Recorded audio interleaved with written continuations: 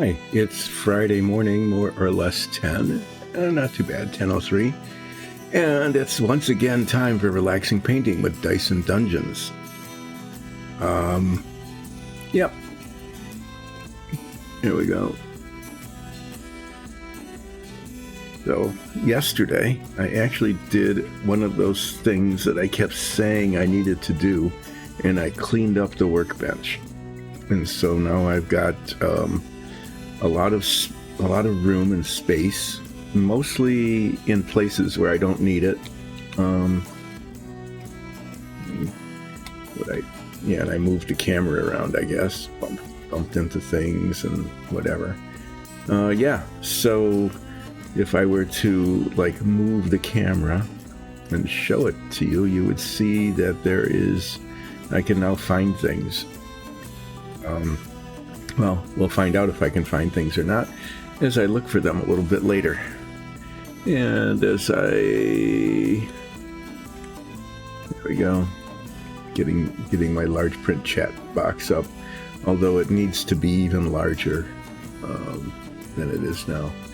So yeah, there's still issues like the camera's in my face and there's all this room off to the side.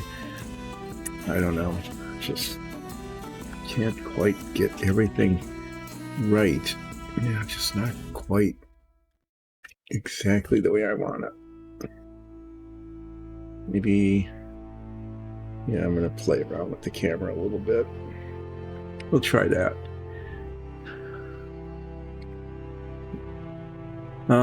So it's Friday morning. It feels like Friday morning. It feels like it should be a 3-day weekend, but it's not. So I am going to do relaxing painting.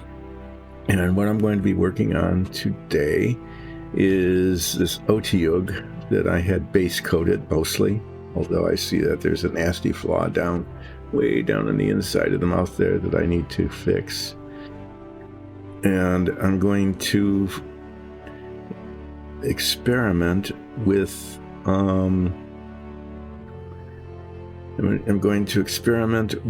speed paints today. And I've never used these before. We have some, we purchased some a little while ago. And I've seen them used online. My chat screen just keeps disappearing. Supposed to be over on the other monitor.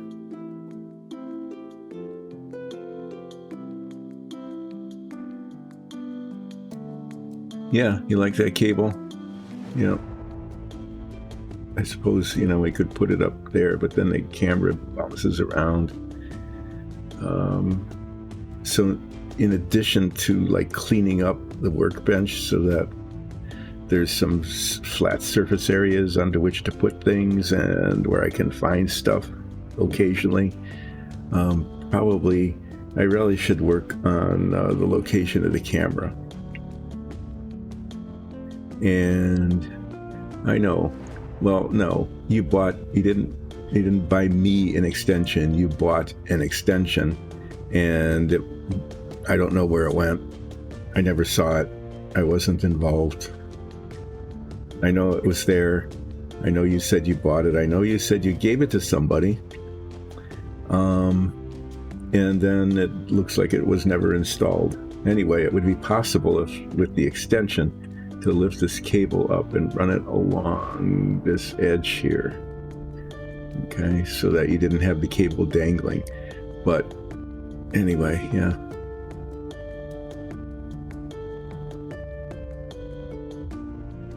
Yeah. So this thing moves in all three axes all over the place, but this rotational one here, where there is this little knob that's supposed to, loosen it and tighten it so it doesn't just bounce around on its own. Anyway, it's just one of those little Ring cameras, because this is not a studio. This is a very low-tech, cardboard, reusable containers for the wash water. These things, I think these are like $0.25 a piece. So this is a low-tech, low-budget kind of stream, unlike unlike our Dungeons and Dragons campaign, which is done in a really nice studio that was put together by our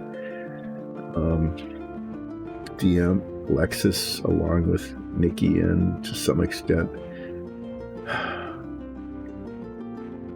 this probably is the highest tech cardboard. I can definitely say that right here, that is the highest tech cardboard around this spot right here. There is no higher tech cardboard in this place. Anyway, I'm going to try some speed painting on this Otyugh, and old Brogger, who knows what he's doing, suggested using this sort of pallid bone color on the teeth, and so I'm going to give that a try. I also need to fix that flaw way down on the inside of the mouth because, well, it's just really annoying. I thought I was really careful when I painted the inside, but I guess not. So I'm going to try that, and then either yellow or orange. Nikki told me what color to use, and it was either yellow or orange. So I don't remember which one because, you know, memory. So we'll see how that goes. The other thing I'll be working on are these doppelmurals. You might remember last time we were painting minifigs. I was working on doppelmurals. There's 3 of them. They were prints that didn't work out because the head of the shaft didn't come along. So I thought, well, why not paint them? Maybe we can use them. Maybe not. I don't know. We'll find out. But it'll give me something to do on relaxing painting that has to do with painting things. Let's see. Oh yeah, I can do a flip. I'm just finding ways to procrastinate here before I actually start doing anything. Let me flip. I haven't flipped one of these in a long time. These little brushes that are made for. I bought these when I used to do radio-controlled airplanes a long time ago. And the inside of the fuel tank compartment, the fuel tank is a little plastic thing. The inside of it is usually covered with fiberglass rosin. Not the fiberglass mat, but the stuff that you spread on it to bind it together. And that sort of fuel proofs the inside, so if there's a leak, it doesn't come apart because the fuel that's used in the RC planes will dissolve almost all adhesives. Anyway, I'll flip this. There we go. That was pretty much. Yeah, there's 3 flips. Okay, I'm going to start with just fixing the inside of the mouth because yeah, feeling like I should get off to a slow start today, and also because I'm remembering it. Hi, you Gem. Thanks for joining chat.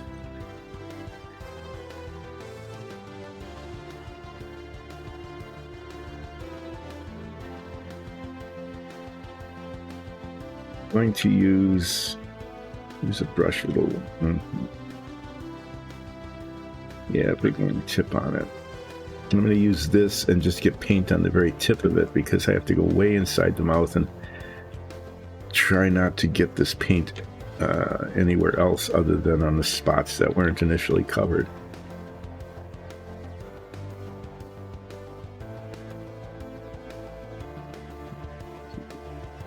Otyugh oral surgery.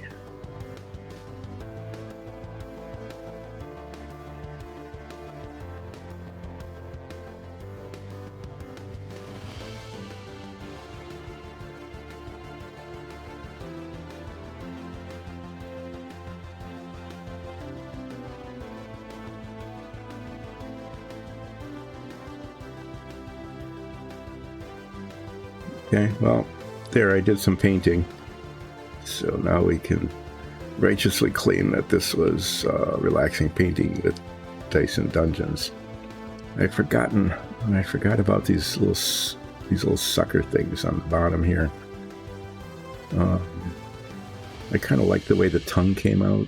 You know, it's looking kind of nice and slimy and purple. And I might do the same thing with those, but I'm going to touch them up with the purple.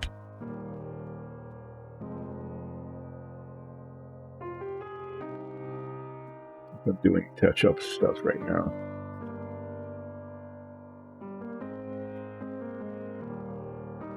And this isn't really the right brush to use for this, but it's the one that's in my hand. So I'm going to use it.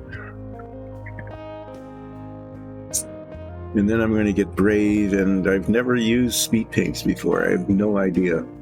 No idea about how to use them at all.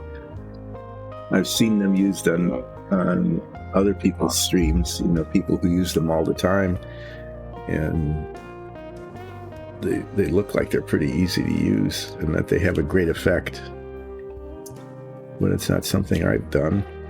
So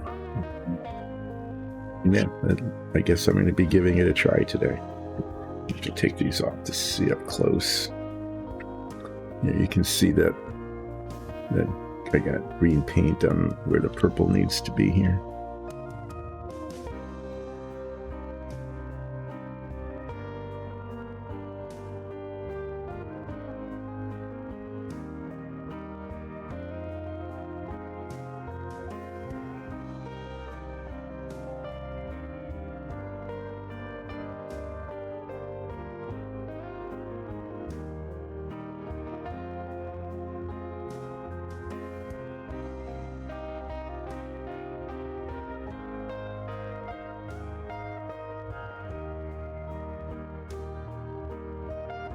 The one thing I could have done that I didn't do is I probably could have watched a how-to video, or read some directions somewhere online, because things are always available that way. Is I probably could have done that in preparation for using the speed paints today, but I didn't. So what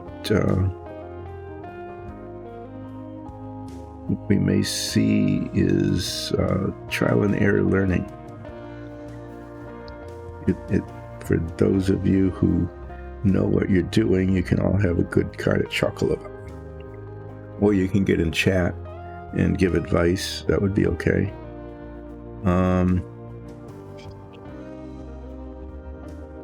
Or if you don't know what you're doing, if you haven't done it yourself either, then you can watch it and learn by exclusion. That is to say, you can learn what not to do.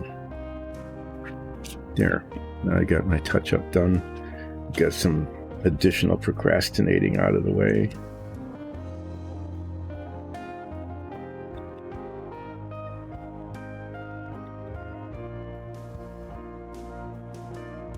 Think of something, I spent a good deal of time preparing for this by cleaning up the workbench, but not by thinking about anything to ramble on about during the stream.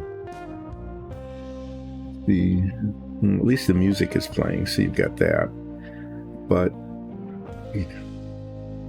what I should be doing is talking, kind of a stream of consciousness way about things that are largely irrelevant to almost everything. But anything to talk about.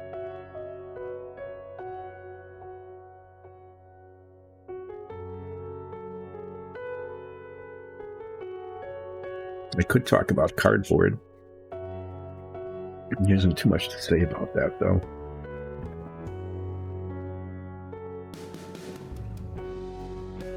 Bake well.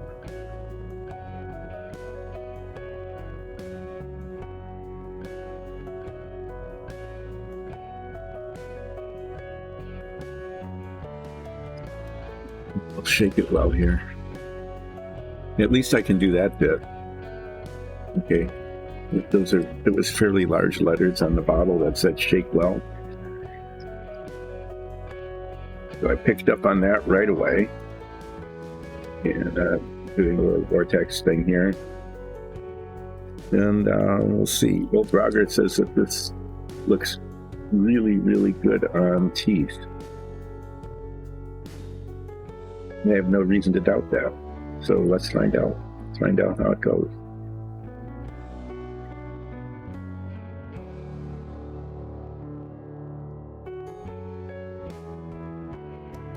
Shake it by hand.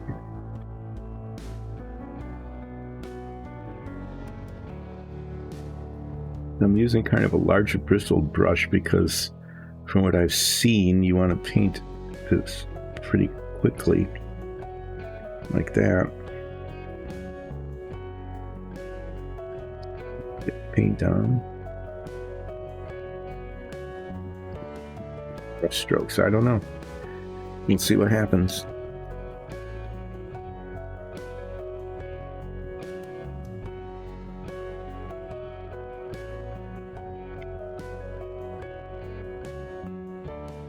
Really dark. I mean, it looks like a wash, but it's supposed to be pallid bone. It's supposed to be light. I really don't get it. Anyway, here. I'm going to put some on the teeth.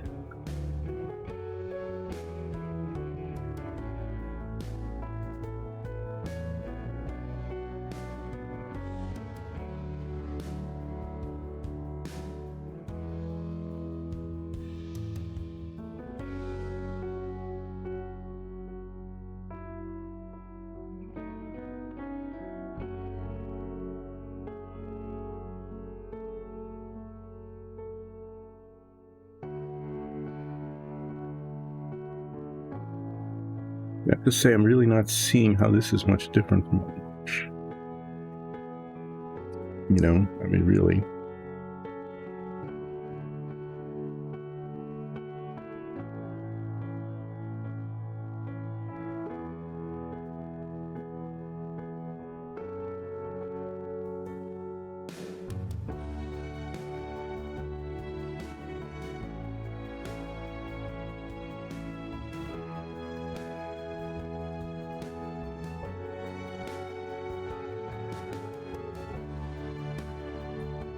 Anyway, you know, it's making the teeth look kind of gnarly. That's kind of the point.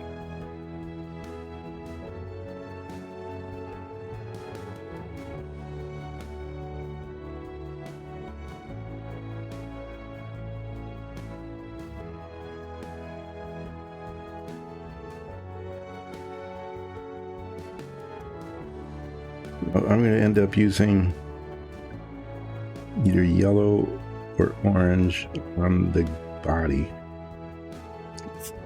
and I know that that's going to come out pretty dark, but when I've looked at the pictures of the Otyugh that Nicole prepared for me to give me an idea of what it's supposed to look like, the Otyugh is a very,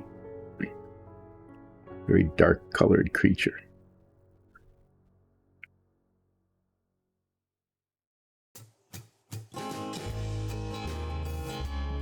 So, I think that it looks okay once it's washed with this stuff.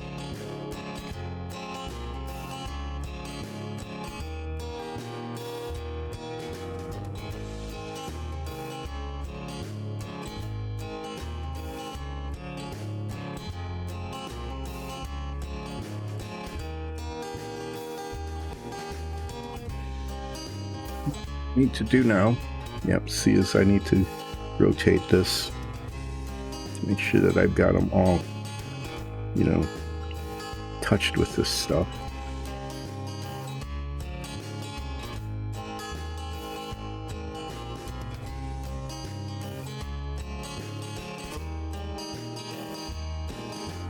See, yeah, that's it. That's not bad, and just kind of and it drips down on the teeth. Probably if they were bigger teeth,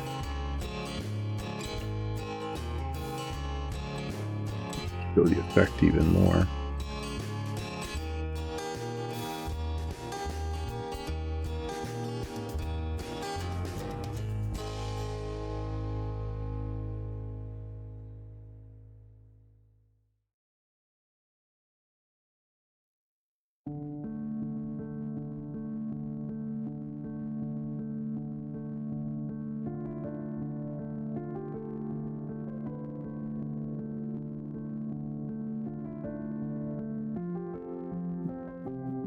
These spots that are just kind of still bright.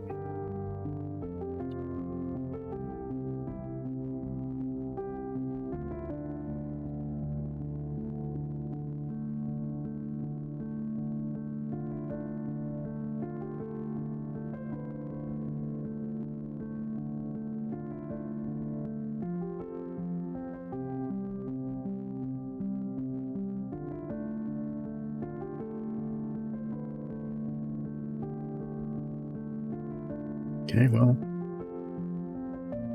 why not?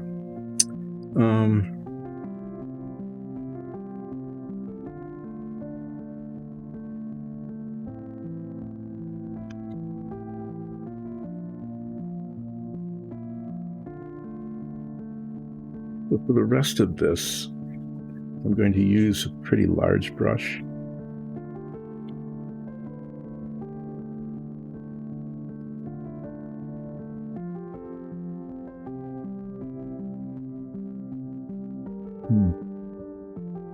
I could put some blood on the teeth. Just some highlighted, like dry blood, kind of. I think there's a red speed paint, actually.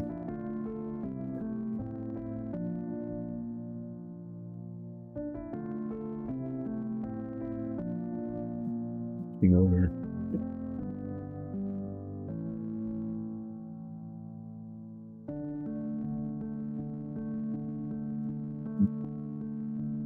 Yeah, blood. It says blood red.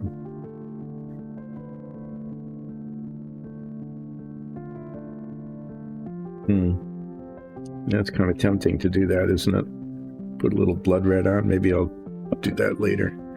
So I can't recall what color, whether yellow or orange is the color that was recommended.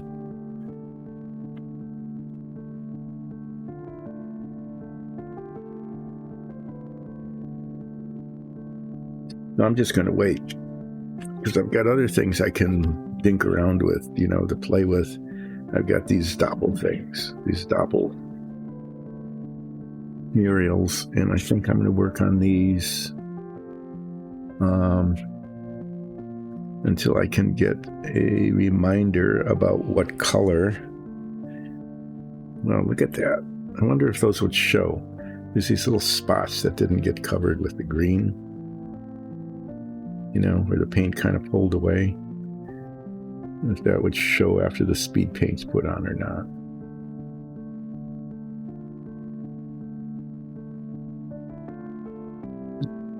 Just let it go.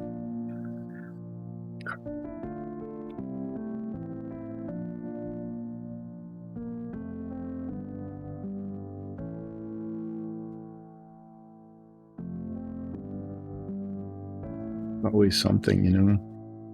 These green got on here in the adducer muscles where you don't really want it. Yeah, let me find that color again.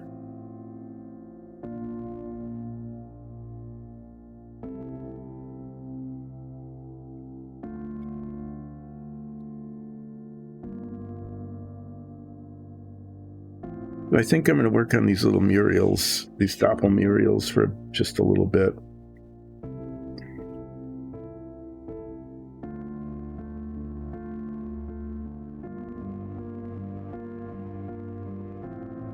Okay, now I'm remembering. When I painted the green, it came down too far there.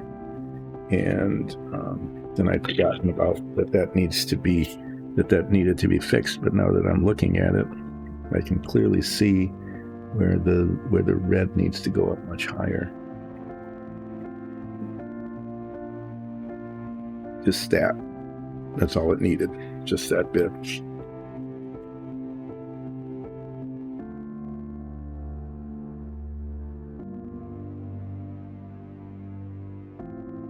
So I'm going to work on these doppel murals now, and I got kind of, they're sort of base coated. I'm not doing a lot of detail on these. Like, I am not doing the headband, okay, and I'm not doing the little armbands because they're just doppels. They're not the real thing, so I don't have to. There are places that need some touching up with all sorts of different colors, and I'll do that a little later. I think this one I was going to paint. I'm just going to paint this light green, kind of this color.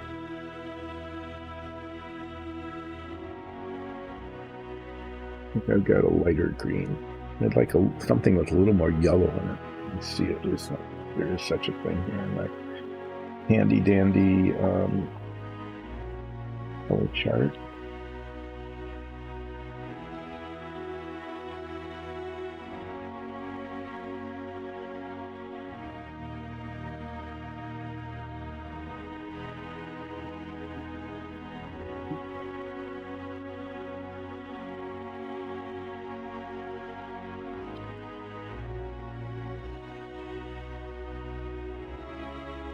Yeah, light green is the best.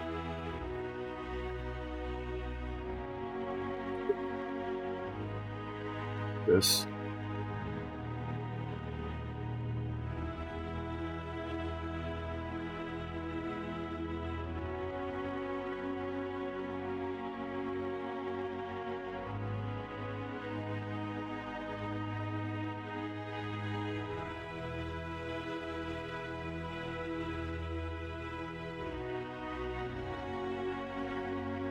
Really terrible job with these things when I was painting them before.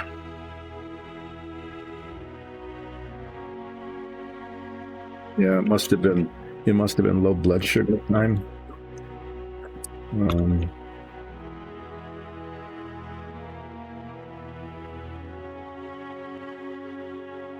They're very poorly done. And I'll probably just need to do a whole bunch of touching up with them, even though they're, they may never appear on the stream. We might never do anything with them other than just like toss them in a bin somewhere, because they'll not ever be used or anything.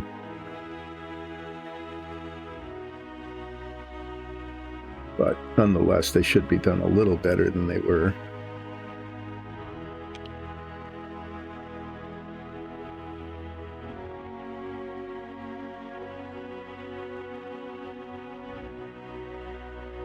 So among the lessons I've learned, is keep your workbench clean. And so I actually did something about that. So now I have access to the surface of my workbench. I'm not sure that it's going to help the painting any. It probably isn't, but, at least I did something that I said should be done.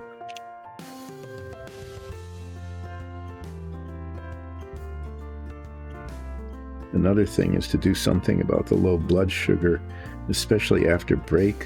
One would think that during break that would be a pretty good time, like if not lunch, at least get like a snack or something, right? I don't do that because usually something else comes up. Do those other things instead, and then break time is over. In fact, it's past due. Usually the break goes a little too long. Yeah, so that kind of thing happens.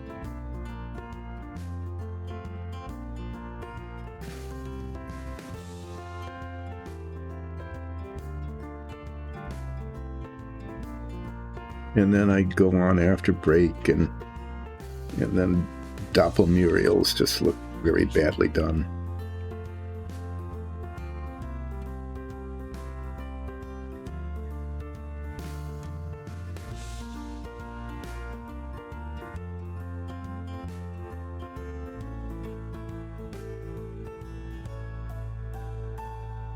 Light green paint is starting to get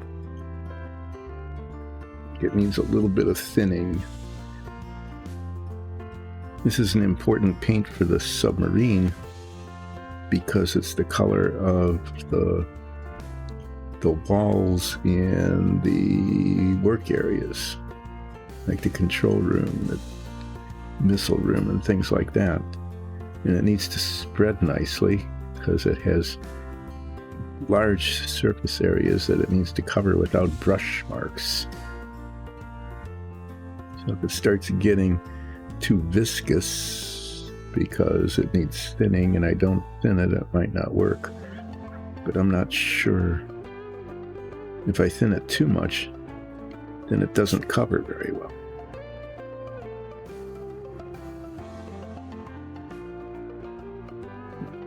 Just as big a problem. So yeah, if I really cared about these doppelmurals, I'd be painting the armbands. And maybe at some point, I don't know, if I'm like got too much time left in the stream and I can't get the brush in there, and so I get green paint all over the side of her clothes. Yeah. This is probably a day where it would be good not to do things that require a lot of detail and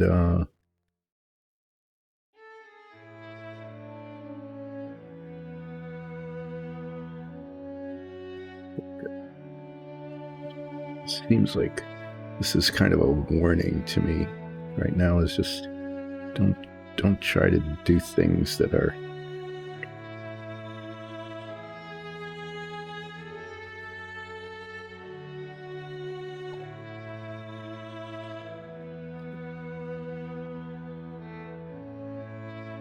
with painting doppelmurals. That's pretty straightforward, and then I can just,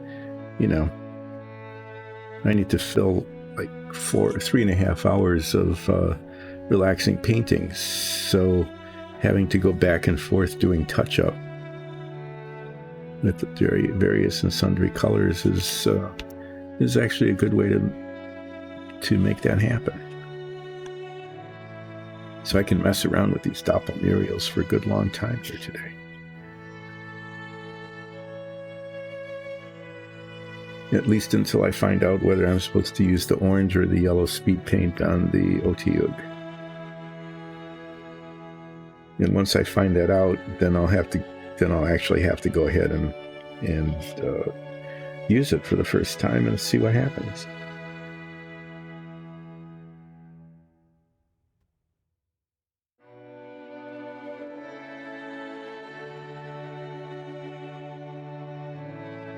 But it seems like that's the best way to do this. This is a huge surface area, kind of monochromatic surface area, little ripples and dents and things. And that's exactly, I think, what this paint is supposed to be made for, is to, do that. Otherwise, I'm not sure even how I would attempt to paint this.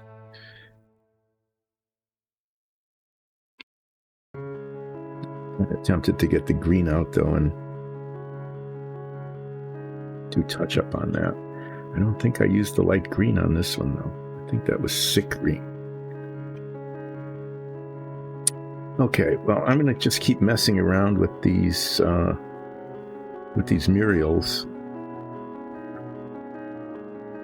at least for a while yet, because, you know, there's something to do, and they need to get done. You know, need to get done. I'm doing them anyway because I'm filling in the time here. Flat brown, that's what I wanted.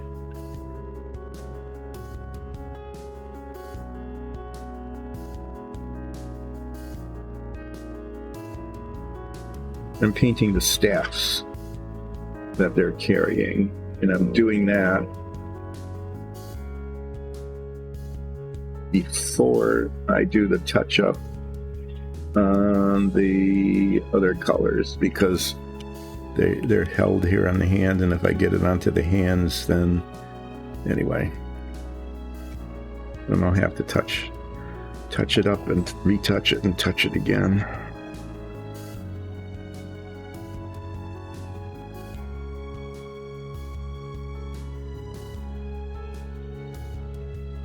Yeah, I really should do the armbands.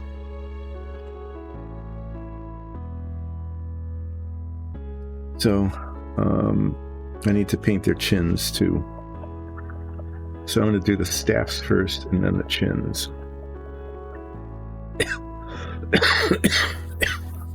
Excuse me.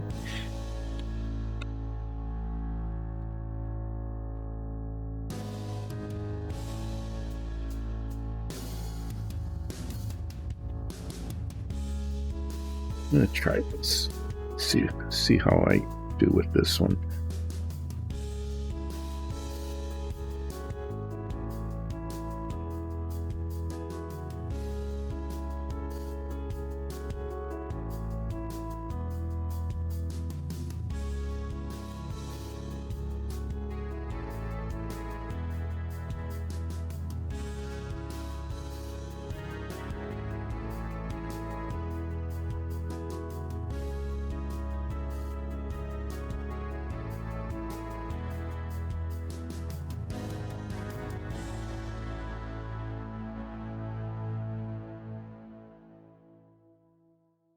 Let's see.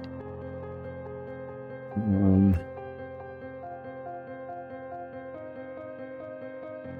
know, everybody likes to get on a rant about something, right? Usually it's kind of a trivial thing that most people don't care about, but they care about. And so why not? You think, well, why not? Well, my brother's actually pretty good at that.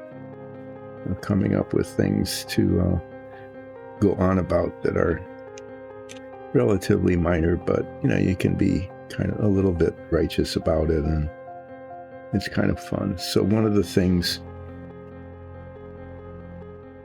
he goes on about is the word often or often.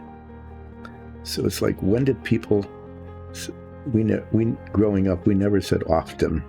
The T was silent. Okay, it was often. And it was, when did people start saying often? You know, we looked it up in the dictionary, and I guess both pronunciations are acceptable now, but, you know, the rant goes like this. You can say often, but do you say whistle?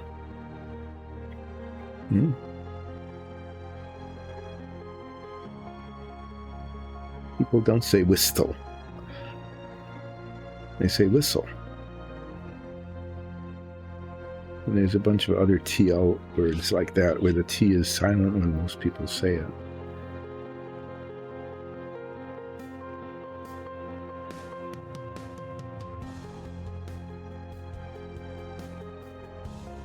Well, I guess he's got a point about that, but no, it became often instead of often. But it never became whistle.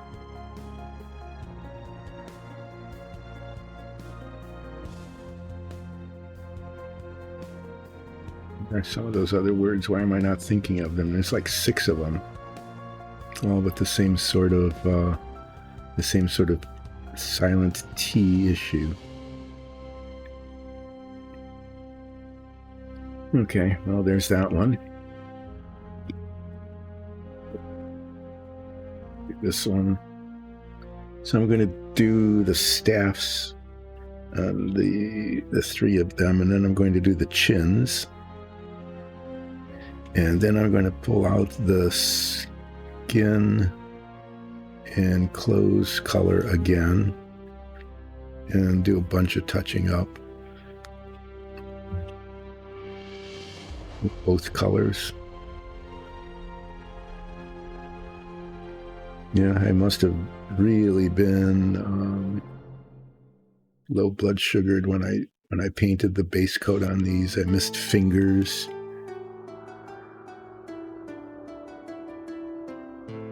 There's another one, soften. Do you soften things or do you soften them?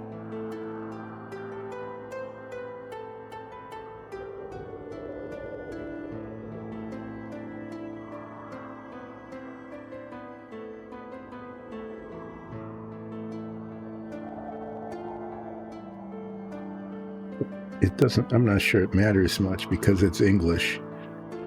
And we all know that how something is spelled and how it's pronounced, and how it's pronounced in one place versus another place is really pretty arbitrary. It's like there are no rules of pronunciation that work.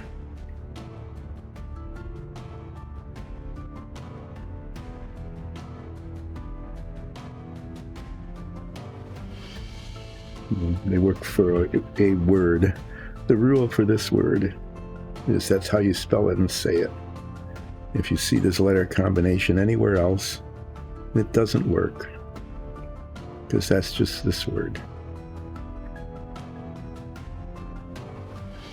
Got to be a horrible thing to, I mean, when you're growing up as a kid, right?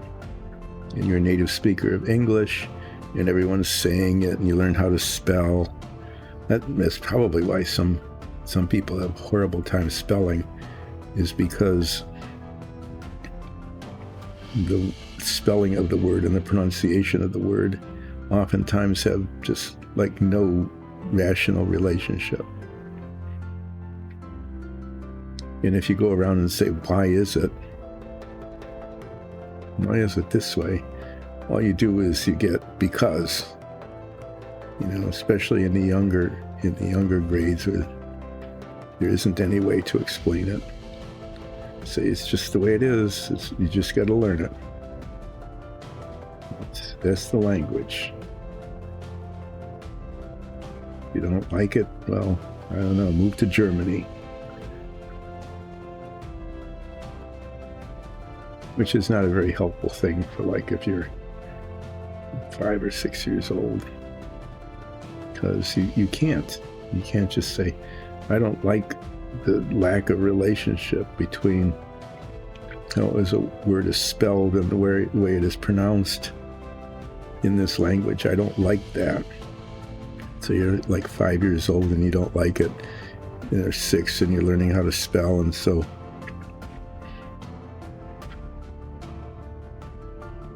your only alternative is to just quit protesting and learn the language as it is, or move to another country. That just, I don't know, that seems harsh, doesn't it? So, especially if you're only like 6 years old. And so how you say that was your choice. So you made that choice. You said, I really don't like this. I would prefer to move to another country and learn another language where it's less arbitrary and capricious. But you're like 6 years old. You don't have money. You don't have a passport.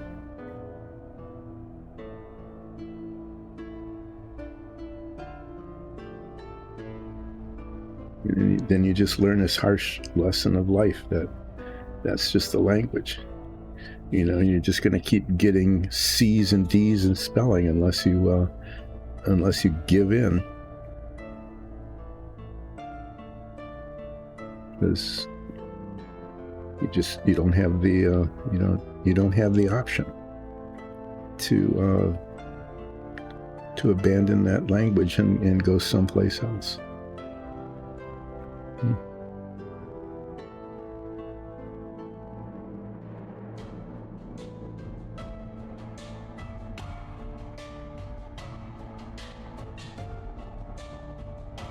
There, that's the consequence of English. You just have to learn that lesson early in life. Buckle down and figure out how to spell words. Of course, you could, even at a young age, you could depend on spell check, right? But have you ever done that? Have you ever just, not proofread what you've written and just say spell check, and then come back later to see what kind of weird words spell check decided to make of your misspelling?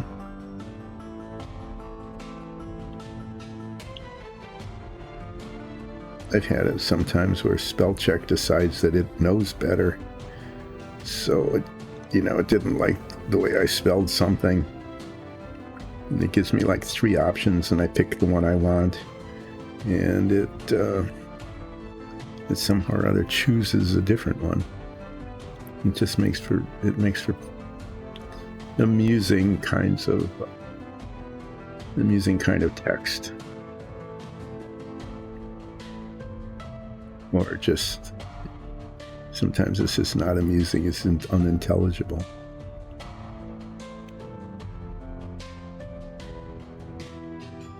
Oh yeah, there's another one. So we talked about often and whistle. It's listen. Okay, whether or not are you listening now?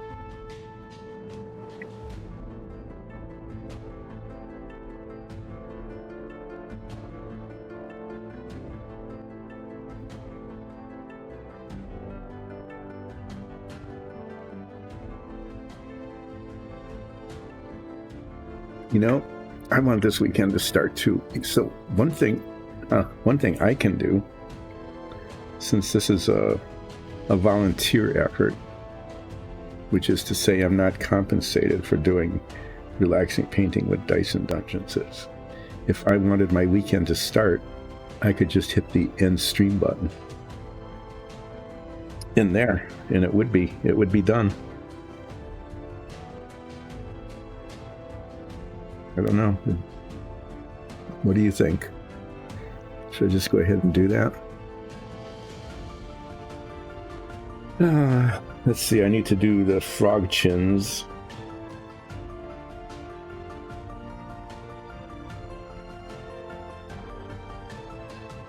Okay, color. Yeah, okay, color.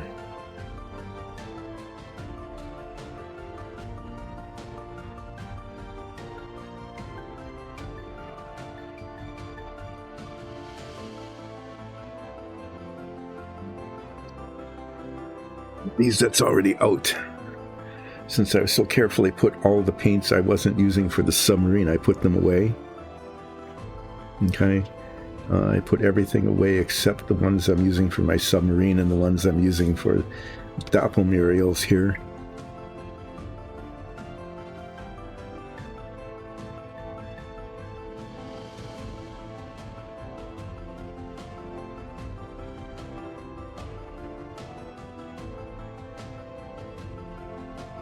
To intentionally, that is to say on purpose, pick a color that's already out.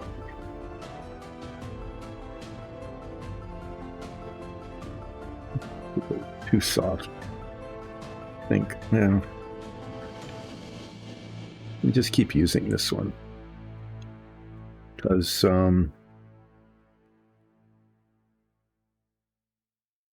one of the things I'm kind of doing is practicing different brushes,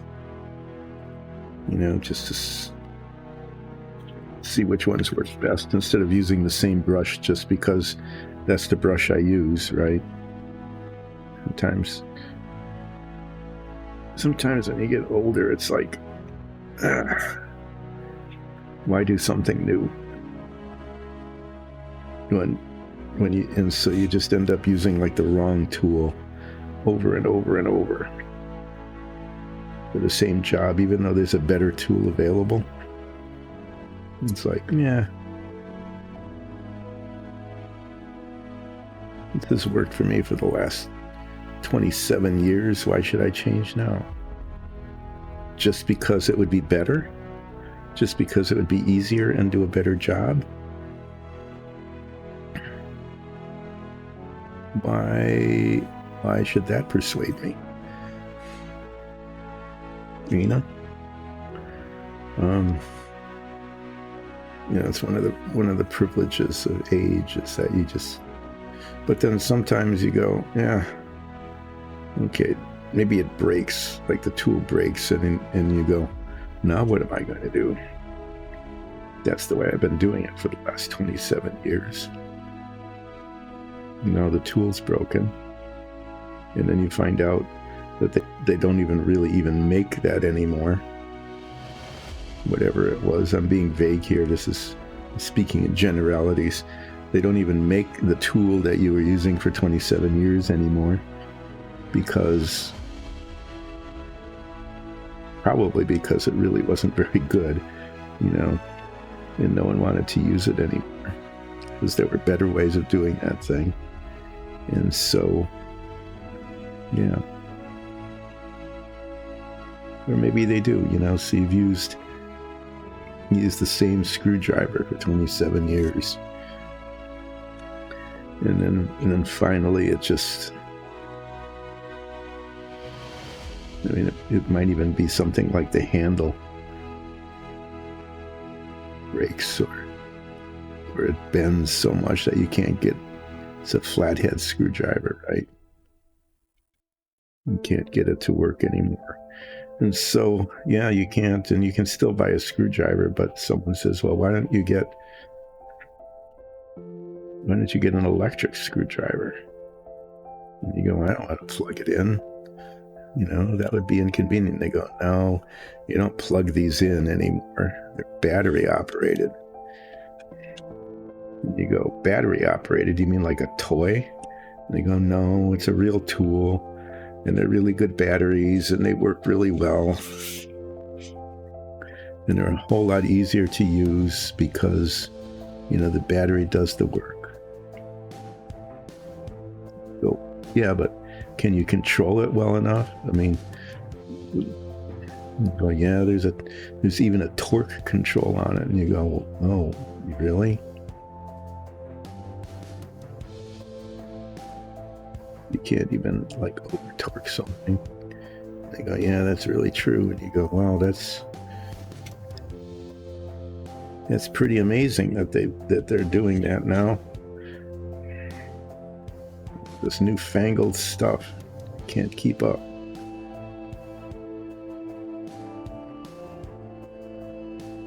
But you never go and buy one because that would mean, doing something, and so eventually somebody gives one to you as a gift.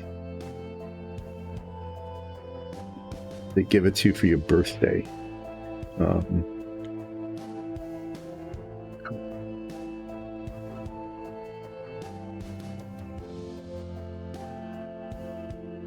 But, you stopped having birthdays officially maybe 10 years ago because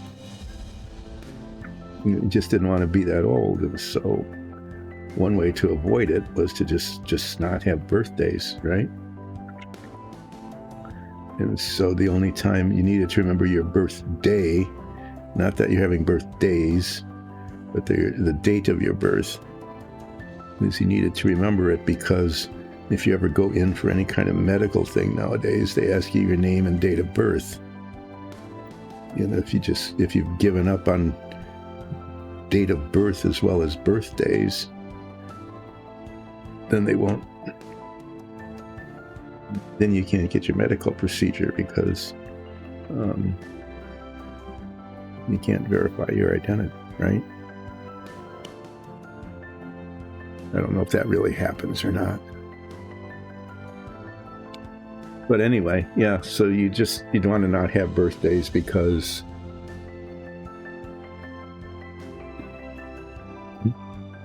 Everybody has to celebrate your birthday with you? Everybody, like on the entire planet?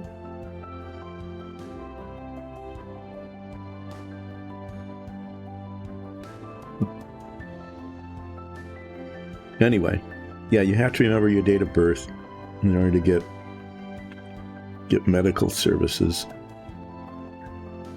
But remembering that date, I mean, it can just be, it's just an arbitrary number, right? You can just say, well, this is just an arbitrary number, like the last 4 digits of my social security number. That's another thing you get asked all the time.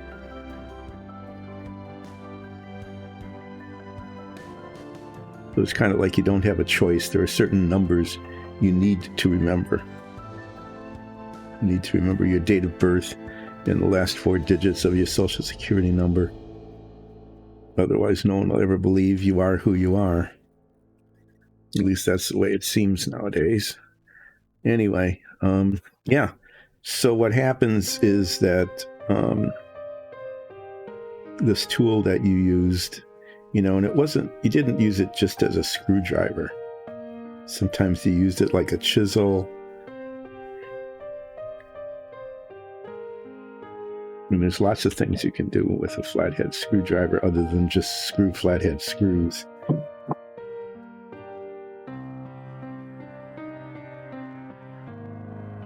So it was a very useful thing, you know, an ice pick, screw, you know, all sorts of stuff, but now you can't anymore. So then you find out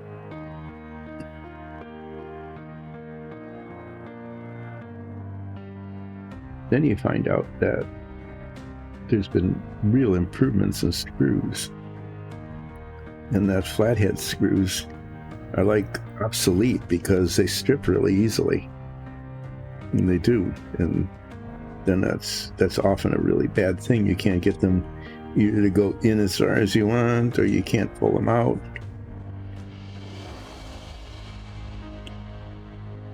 Say, oh yeah, well that's why they have Phillips head screws, because they're a little bit better, but those will, you know, unless the insert's a little deep or something, even that can be problematic. So now the really good screws have these six pointed star heads on them, and they don't, you know, your old screwdrivers don't work at all. The flatheads certainly don't, and you try to use a Phillips head and you can kind of jam it in, but it doesn't work at all. But they have drivers that you can attach to your electric screwdriver, and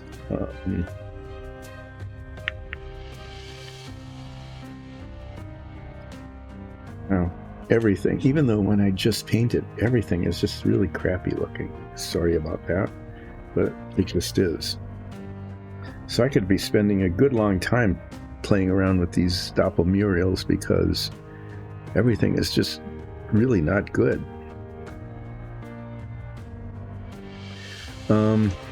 In terms of the painting,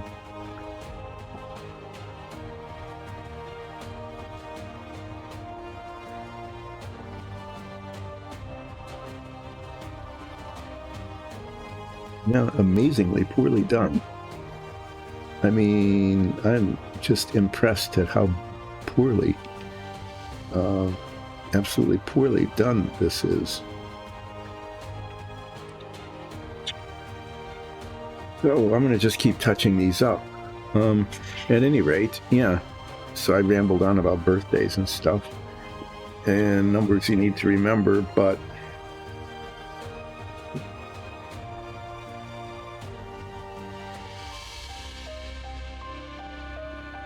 yeah, so anyway, you know, flathead screws were replaced by Phillips head screws, and they existed simultaneously for a good long time, kind of like Homo sapiens and Neanderthals, you know, just hung out together forever. Why not?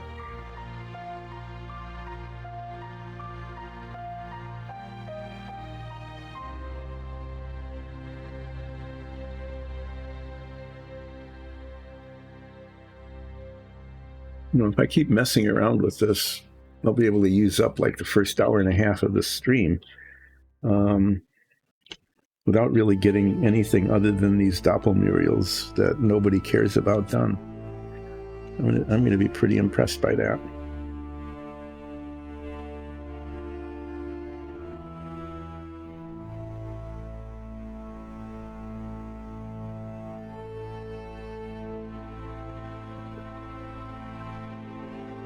Just every color paint just splattered everywhere. It's really something.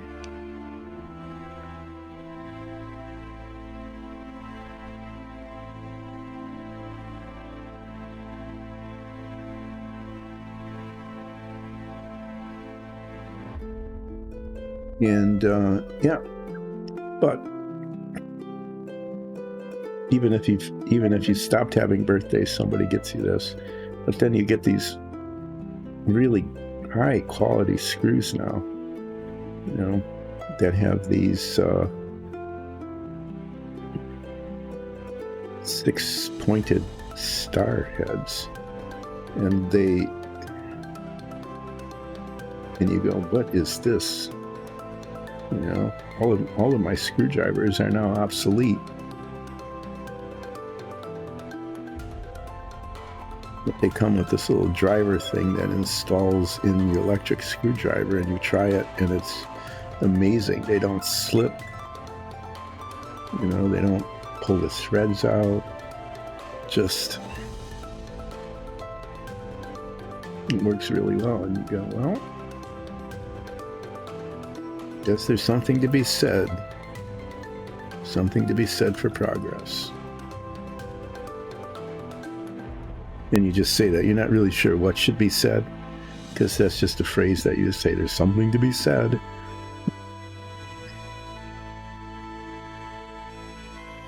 But you really don't have to say it or even know what that something is. That's kind of a handy phrase, isn't it? And everybody goes, yep, there is something to be said. And you have no idea whether what that something that you're thinking of is at all what the other person who's listening to you is thinking. Yep, one of those things like that. That was pretty good. You know, you can't really call it non sequitur, because it did sequi what I was talking about, but you know, got to fill the time somehow, other than the music, which I hope is still playing. Should check to see. No, it looks like the music's actually stopped. Yeah. There we go.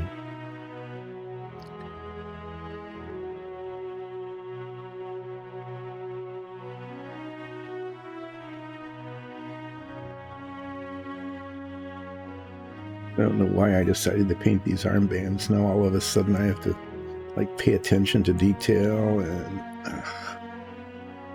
think about what I'm doing. But they're really obvious in the model, so they would look like weird arm bulges if they weren't painted. And granted, these are just doppelmurals, and maybe doppelmurals just have weird arm bulges. Maybe that's a feature. But I'm thinking probably not.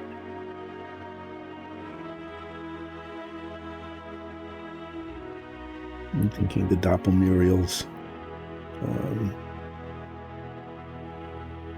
actually have armbands.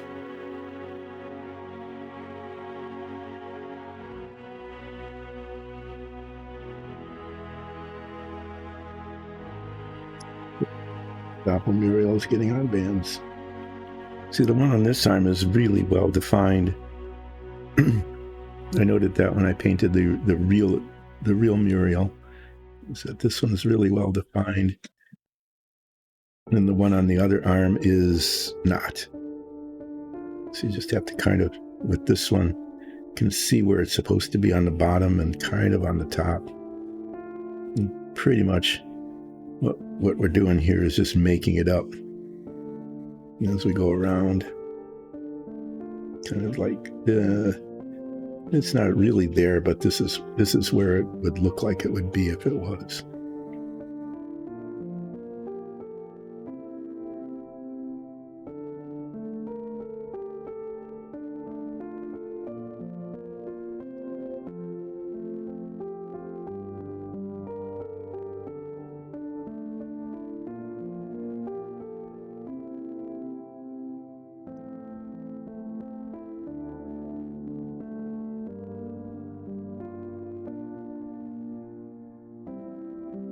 It's kind of unusual to just see me painting, isn't it? I mean, even if I'm just painting things that don't need to be painted, they are getting painted, and so this is like relaxing painting. I hope it's relaxing.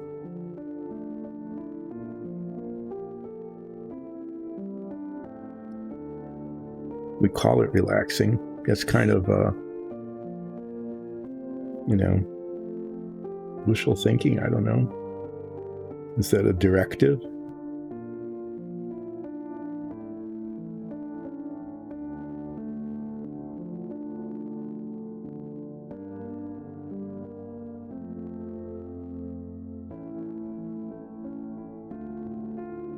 Okay. Well, I'm doing the touch up on the brownish color here, the color of sackcloth.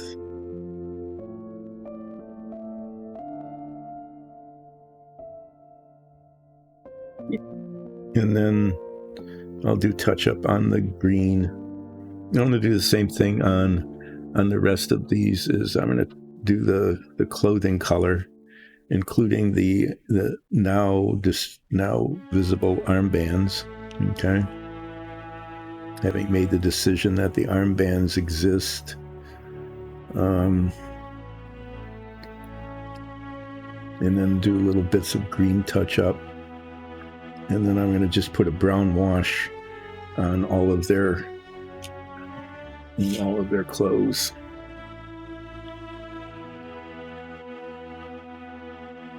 I think I'm not going to put any wash on the frog skin. I don't think. I don't want to mess with that particularly. Anyway, I'm rotating this to see if I missed any obvious places, because that oftentimes happens. See, I said often, not often. Because you have to listen to me. Fortunately, you don't have to listen to me whistle.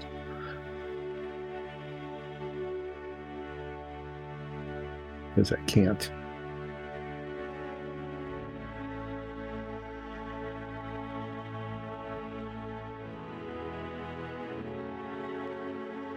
Okay, well, that's enough messing around with that one. We'll mess around with this one next.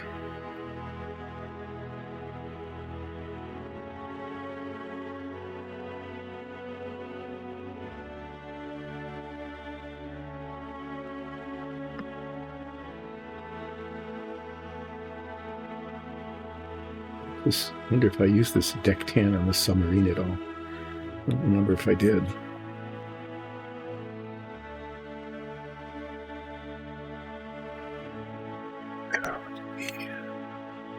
What is who's saying in chat here?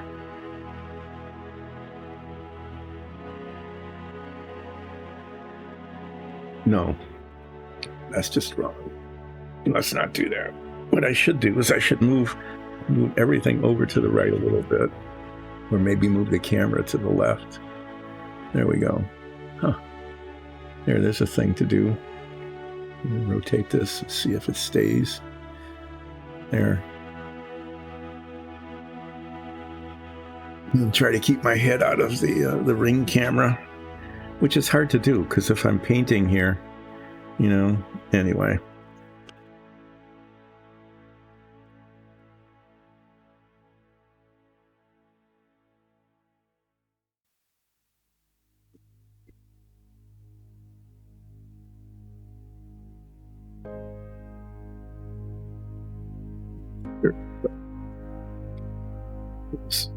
This one isn't the one I'm painting.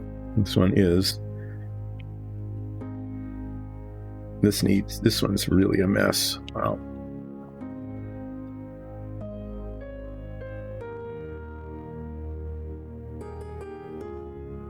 Good, good. I'm getting the wavering, the kind of waves, and it's rotating. Yeah, everything about that was pretty exciting.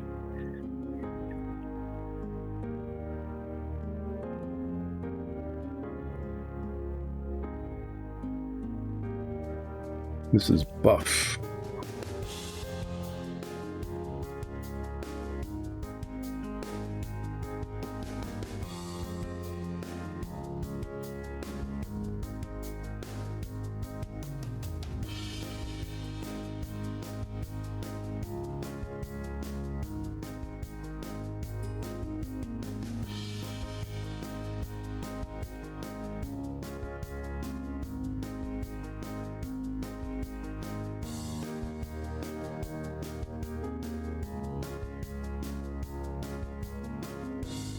So yeah, there's been,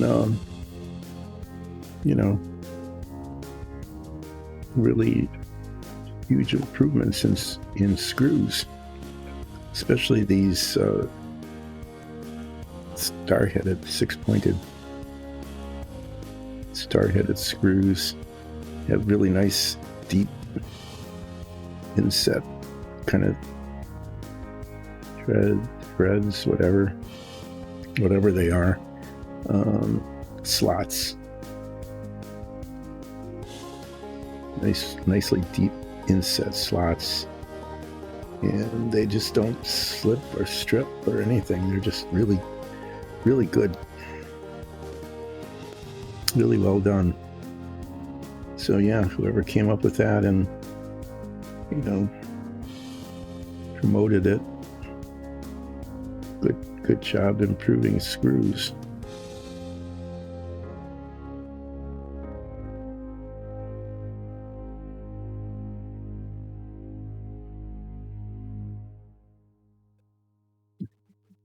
View at the top of my head here.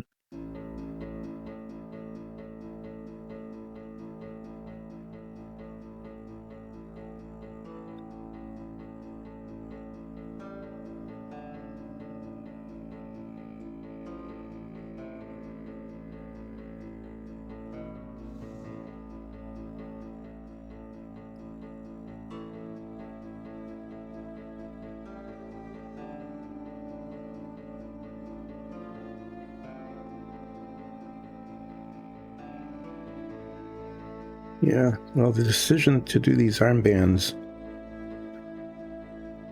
it makes the model look a little better because it would be pretty obvious that something needed to be there and that wasn't just part of their arm. But the real advantage is that it's taking a good long time to get it done, during which time I don't have to do anything new. Because as I was saying earlier, at a certain point in your life, just doing something new just for the sake of doing it and not out of dire necessity, it's like, this worked for forever. And yeah, this new way is better, cheaper, faster. You get all three of those things that shouldn't happen together. But yeah, but do I have to? And the answer really is, yeah, you really should, but yeah.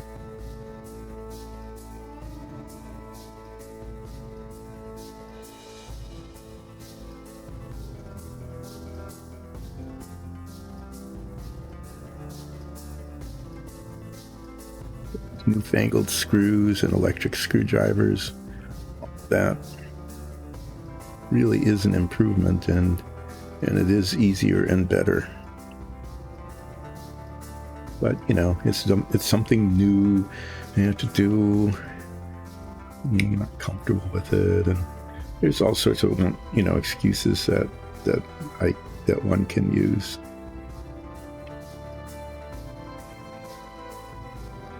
You can also get angry about it if you want it. I guess if you're old, you're entitled sometimes to just be kind of grumpy. If you think it's better, just do it yourself.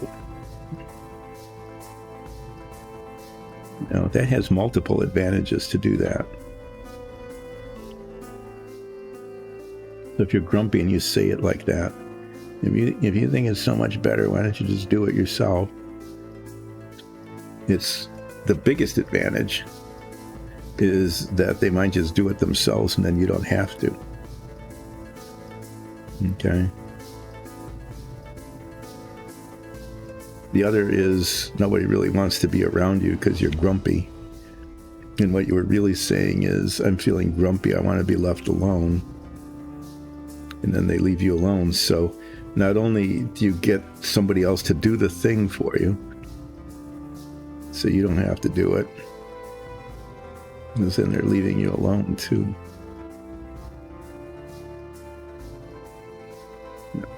That's another upside of being old and grumpy. Okay, well, these aren't perfect armbands, but it does look better if those are, painted to match.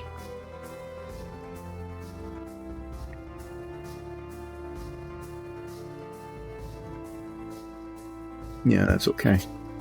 So let's do this other one.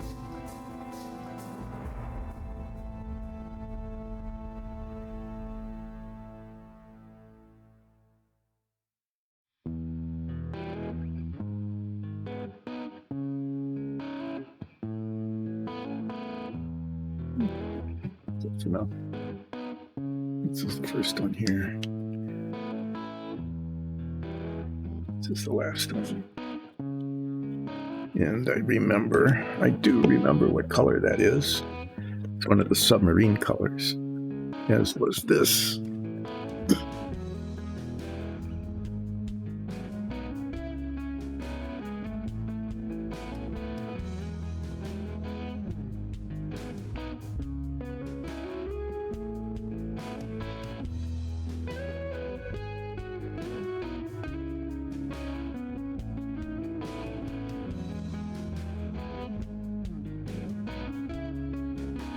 Well, let's see. I did Listel and Liston. In my rant about often, because, the T is usually silent, but not in often anymore. People don't often listen while someone whistles. That's one of my brother's recent favorite rants. So I thought I would share that with you. We talked about screwdrivers and getting old and not wanting to change. Talked about having to remember numbers and so that you can prove your identity.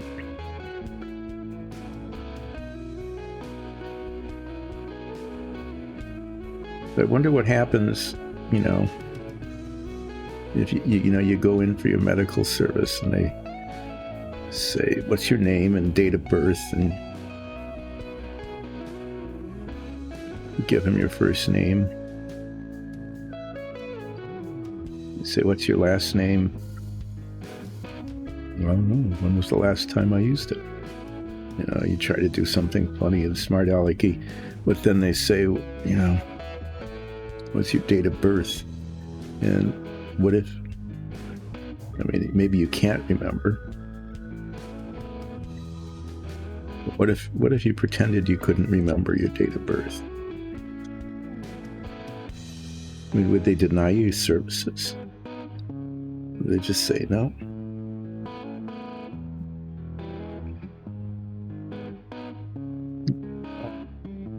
Not going to do whatever we were talking about doing today because you can't remember your date of birth. They do a dementia test?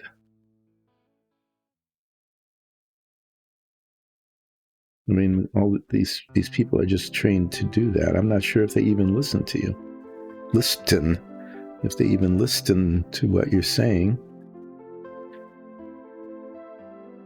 Whether they would even note that you didn't remember, or you pretended not to, or you refused to give them your date of birth.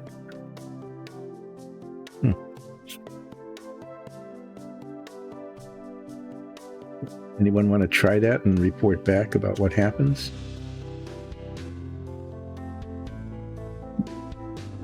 I don't. I'm just asking the question. I don't have to do that. I can just wonder out loud. I can just wonder what would happen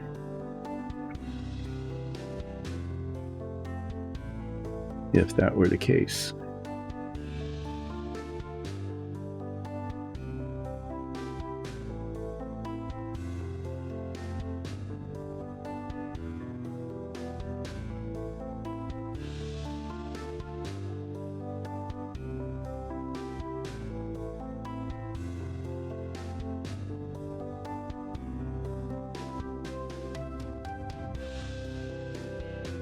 So speaking of that, since I was speaking about dates of birth,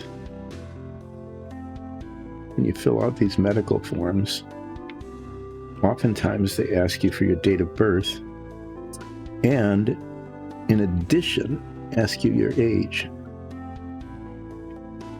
Okay? Why? Okay? Why, if they ask you for your date of birth, do they also ask for your age? Can't they do calendar arithmetic? Does their electronic health record not able to do that? And what if there's a discrepancy? Do they even notice or care? Okay, so you give your date of birth and then you give your age, and you just want to be younger. So you like lop 6 years off of your age. Does anybody even notice or care that there's this big discrepancy between your date of birth and your stated age? I'm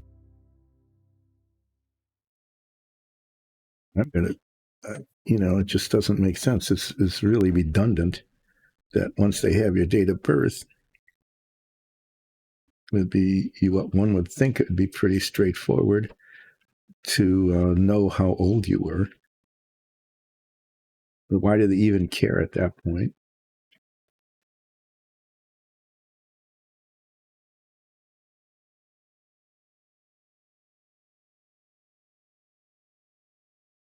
But if they don't match, okay, I mean, what if they don't match? Then what? What are they going to do?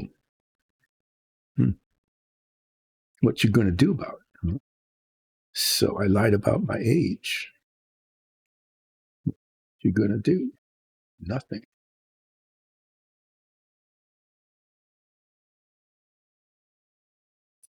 Right. Well, that's going, unfortunately, that's going a little more quickly than I was hoping. We got like a half hour before the break here.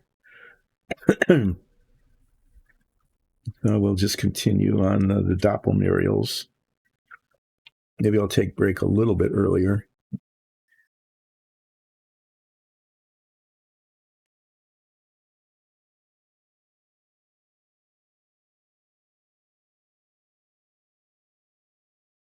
Yeah, it is. We could talk about it. I did that a couple of streams ago. Yeah. I don't know if you missed that joke.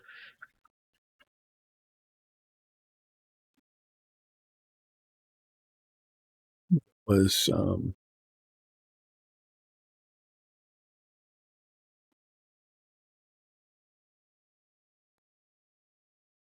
lay on to be and to do. So it's like to do is to be, Sartre. To be is to do, Camus. Doobie doobie doo, Sinatra. That's supposedly the joke. I don't think it's that funny. What I think is funnier is doobie a doobie, romper room. Okay, because it's to be is to do and to do is to be. Both have like an active sense of being and doing.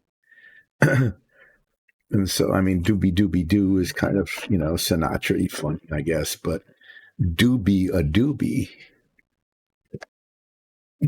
is as existential as the first two. So if I were ever to, to do that joke kind of thing, which isn't all that great, I wouldn't do doobie doobie doo. I would be doobie a doobie. I think I need to put a green wash on these guys, at least on the lighter colored ones. Maybe a little later. I'm definitely skipping the hat band. I'm not going to mess with that. Yeah. Okay, so I think that azure's okay. The orange. Yeah, is okay. We're dealing in adequacy here.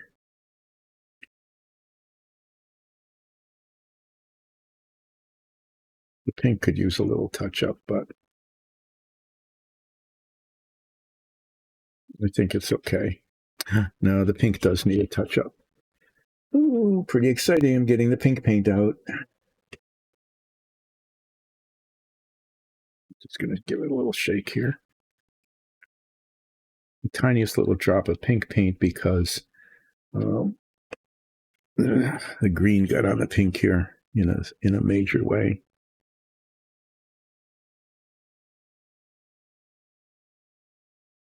And then there's this, since I'm doing this anyway, I can fix this little bit back here.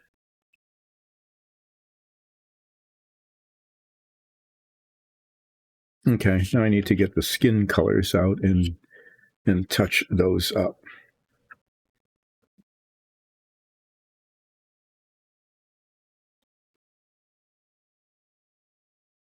This is a submarine color. We'll put that back. This one is a submarine color, but I'll need to use that later. I'm going to start with the olive drab. I used olive drab on this one because I haven't used olive drab in a long time. So there wasn't any other really good reason to use it other than that it's kind of a greenish color that kind of looks froggy. Bullywog, I guess, to be technically correct. These are not frogs, they're bullywogs.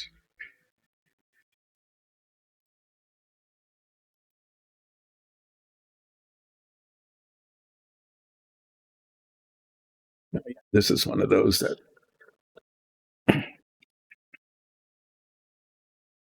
apparently I didn't do well enough in terms of cleaning up the threads on the bottle.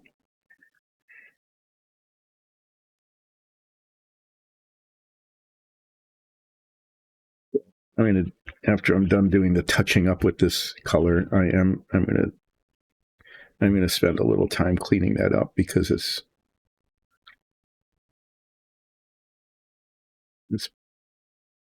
almost useless like it is.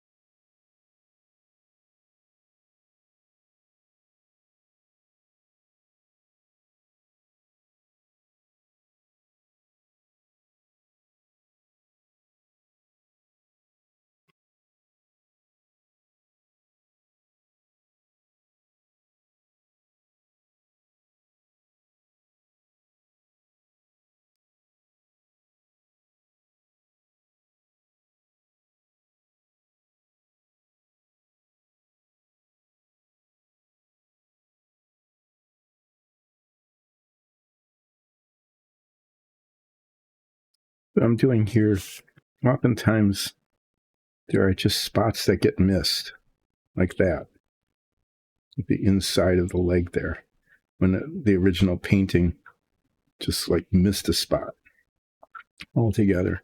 Or later on, sometimes the I touch up with one color and it gets on the other, and it has to be redone. This one seems to have a fairly large number of spots that just didn't get painted the first time around.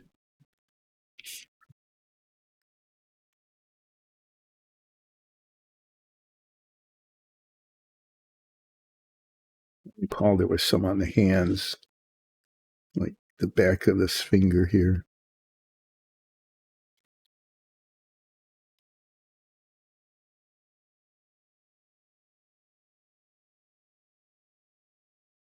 Yeah, so maybe a little less touch-up than I thought there would be. I guess that's okay.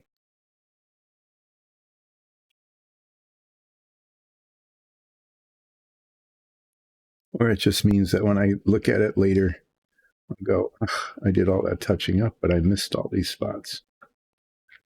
Anyway, so yeah. So let's do the whole joke, but it's not really a joke. It's just supposed to be kind of an existential humor. It's an existential humor, right? To be is to do, Sartre. To do is to be, Camus. And it doesn't matter which order you go in. You know, it probably does. If there's anybody out there who's like a real philosophy major or something, okay, you can get into chat and tell us which way it should go. Is one is to be, and the other is to do. And one is Sartre and one is Camus. Which one should be which? Does it matter? And if it does matter, which one belongs to which philosopher? So while awaiting that answer, I'm just going to arbitrarily assign one. I'm glad I moved it this way. Assign one to one and one to the other, and just say, you know, to do is to be, Camus. To be is to do, Sartre. And then it's doobie, a doobie, romper room.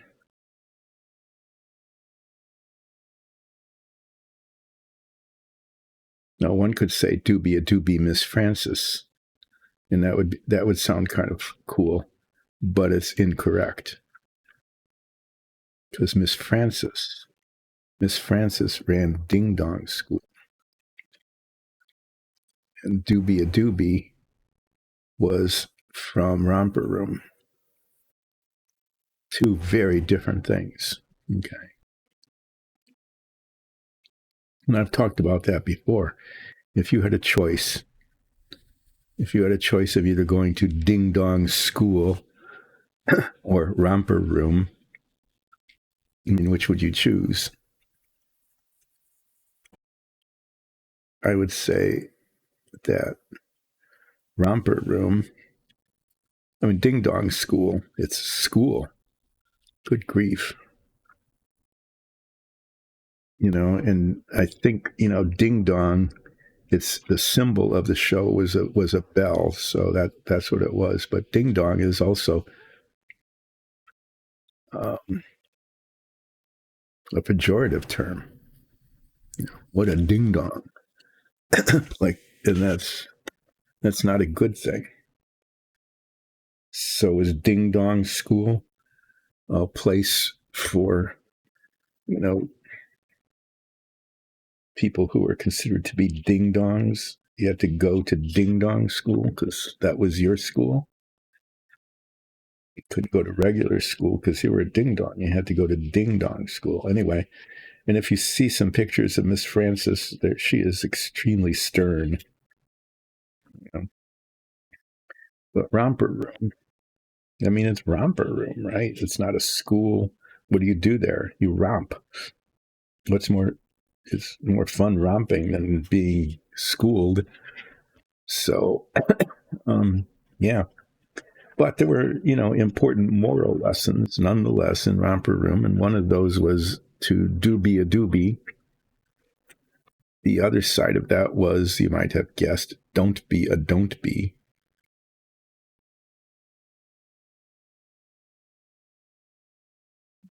You know, so we learn things, you know, about being polite and other etiquette kind of stuff. I just need to clean this off. It's really, really a mess. So I'm going to try to scrape off this paint as much as I can without spilling it.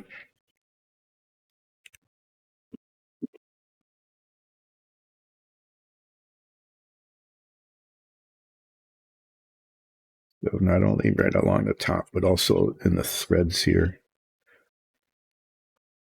It's one of the reasons why it's so hard to screw it on and off, is that these threads get covered in paint, and basically it's, as someone pointed out to me once, paint is nothing more than a pigmented adhesive.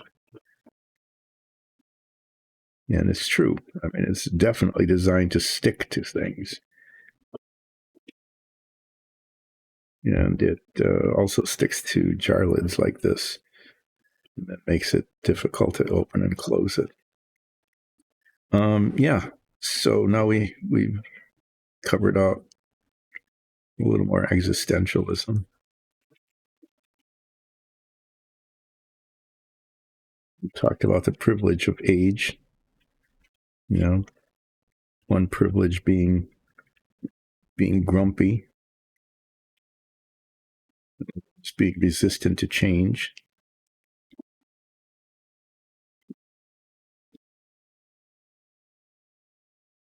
The upside of, if you think this is better, do it yourself. I've been doing it like this. You have to talk like that when you're old. You know, otherwise you don't know that you're talking like an old person. You have to just kind of, I don't know, weird kind of nasally kind of thing. That's a convention, one of those convention kind of things, that stereotypes that you have to follow. You young whippersnapper. I don't know. I've never really heard any old person talk like that, other than when people are talking like they're pretending to be old.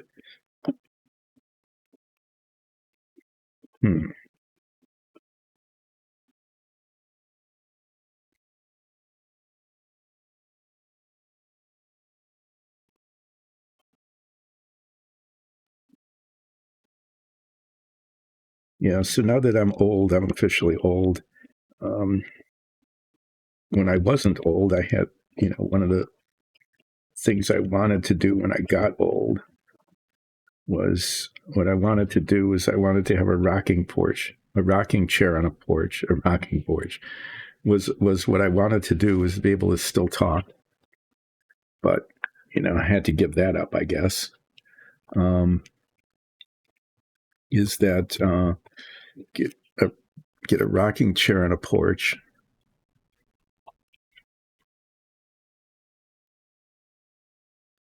They're not Muriels. They're doppelmuriels. Haven't you been paying attention, Alphonse? These are doppel. This is going to be stuck again. There's too much paint in the up part of it.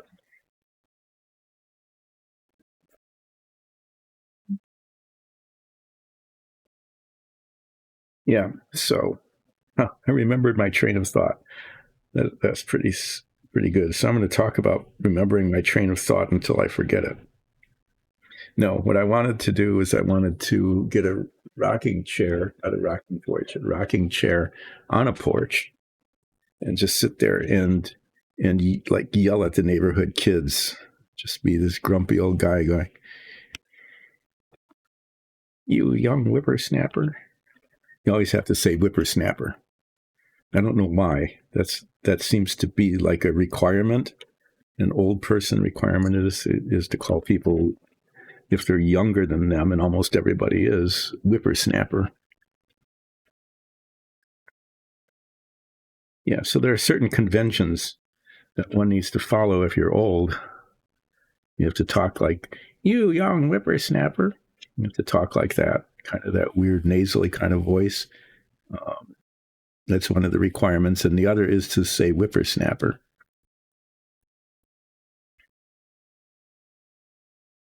So if you talk in that kind of nasally voice and you use the word whippersnapper, then you're just being old. Okay.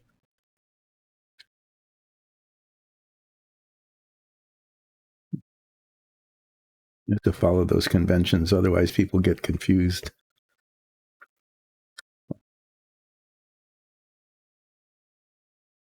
Completely missed the back of the leg there.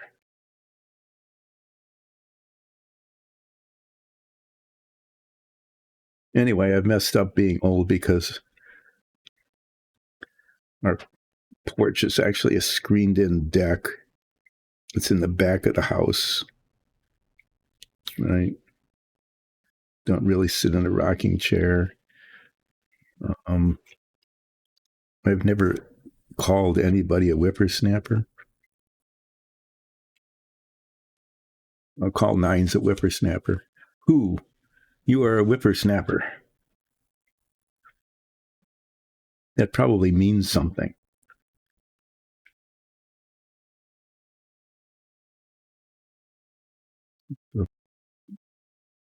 Well, to tune in, check in on Wikipedia and look at the origin of the phrase or the word whippersnapper. Figure out why anybody says it at all. And why one should maybe take offense at being called a whippersnapper. I don't know. It's kind of a weird thing to say. I mean, it's like snapping a whip, right? So what's the deal with that? I mean, if somebody's just standing there, snapping a whip for no particular reason, just snapping it, that could be pretty annoying. So maybe that's what it comes from, is you're being annoying with your whip, which is kind of a weird thing. You think about it.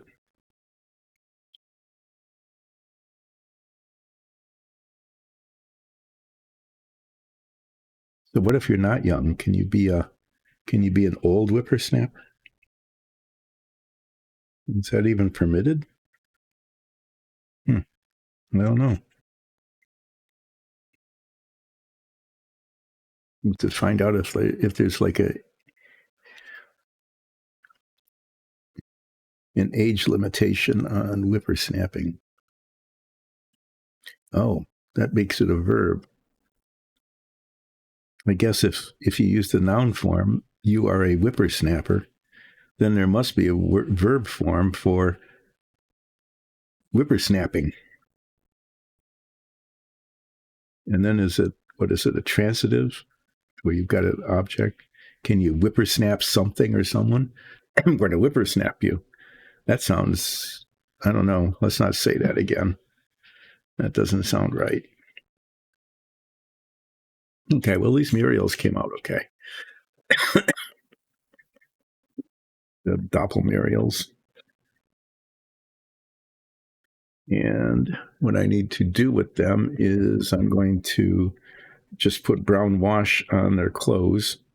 And I'm not going to do a real careful job of it. These are Doppelmuriels, and so they're going to look a little bit kind of ragged and stuff.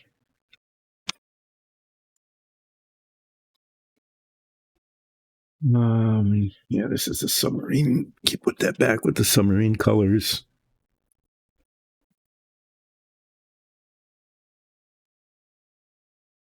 I just counted.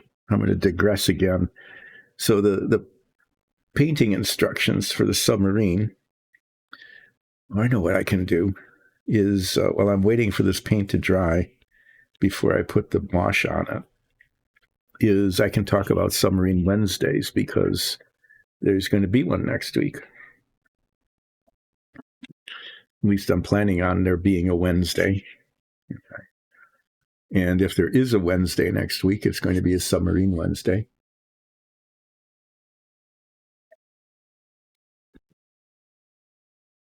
So in the 1960s, Renwall, famous for his visible models, the visible woman, the visible man.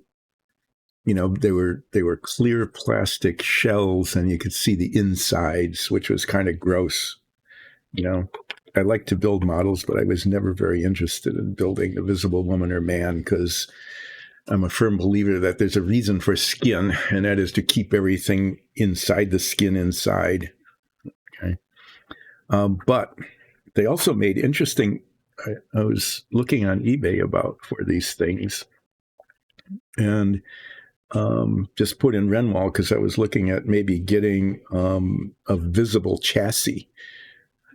I have a visible V8, an original 1960s version of the visible V8, which is a V8 engine, and the parts actually move. There's a little electric motor in it, and that and plastic gears that always ended up breaking or stripping, so it never worked very well. But um, they they then made a visible chassis, which was a really big, long, like 2.5, 3 foot long car chassis. Back when cars were built like body on frame, so it was basically the frame, and it came with wheels and brakes, a steering wheel that actually kind of was supposed to work, where you turn the steering wheel and the wheels turned.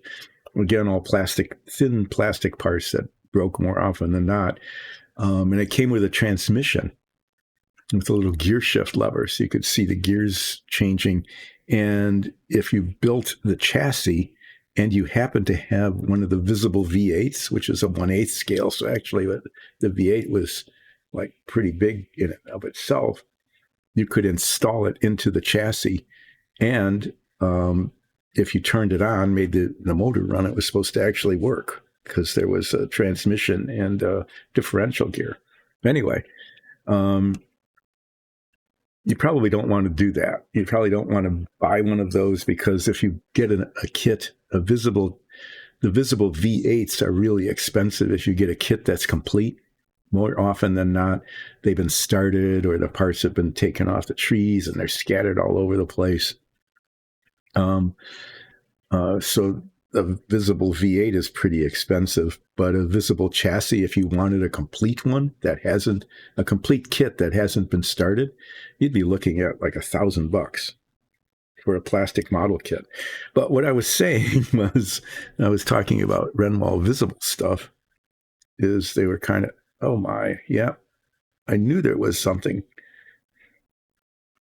Like one of the fingers there, just, wait a second, have I done?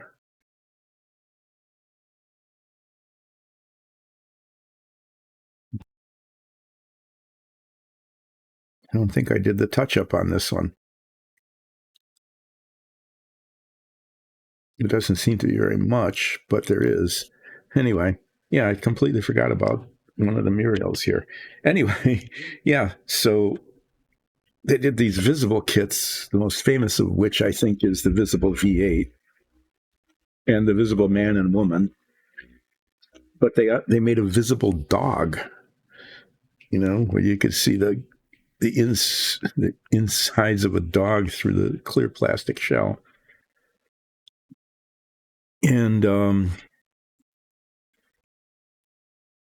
this is really expensive because it's really quite rare.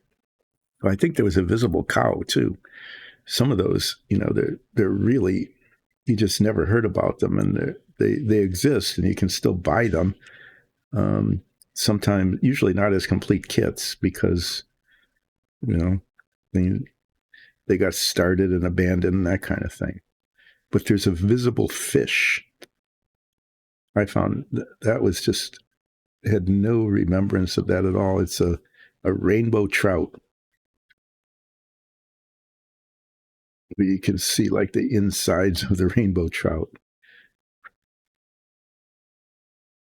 So growing up, I was familiar with some of the visible things, the see-through things, but I never remembered the dog, and I definitely did not remember the fish.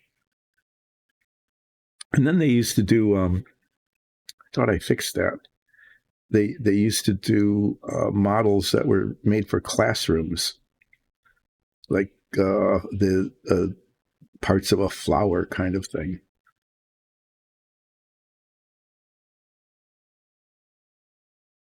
But one of the things they did, and this is the one I'm working on, is they made a cutaway submarine. It wasn't visible in the sense until later.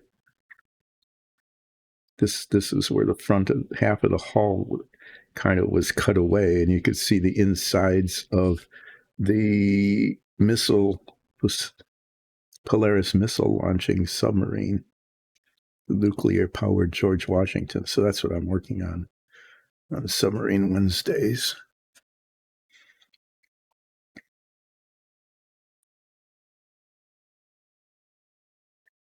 that was a pretty good ramble and digression, wasn't it, about Renwall stuff? But so I'm working on this submarine, and what I was going to start saying, and then I got distracted by myself, which is a feature of this stream.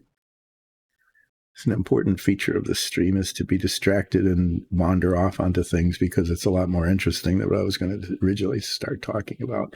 Anyway, the submarine has these vague painting directions, and they list, I think, maybe 6 different colors. Green, say what kind of green. It's like there's just green, right? I mean, right here, you can see like there's four greens right there in front of us. So which one of those is green, if any of them? I mean, that might not, none of those might be what they had in mind when they said green. Well, actually, I do know what they had in mind when I said green. What they had in mind was Tester's enamel green. That was the color. And that was pretty much the only paint that was available then, were enamels, and the ones that were most frequently used were Tester's enamels. And they had green, so there was green, white, silver, red. I think if there were even any other colors listed on the painting directions. Anyway, I decided that I would paint this model, fairly well. And so I'm using the box top as the color guide, not the painting guide, because the painting guide is useless. And I need another drop of pink.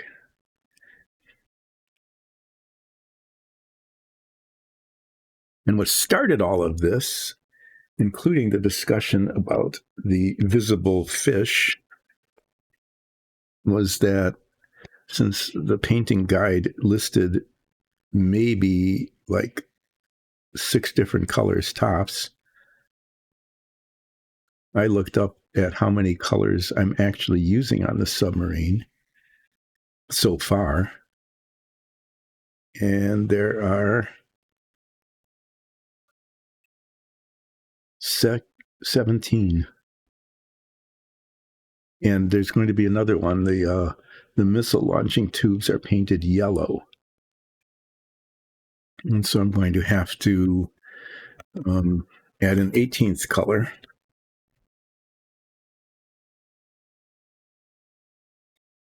Then there might, as I work my way back to the reactor room, I might add like an orange or something to show the heat of the reactor.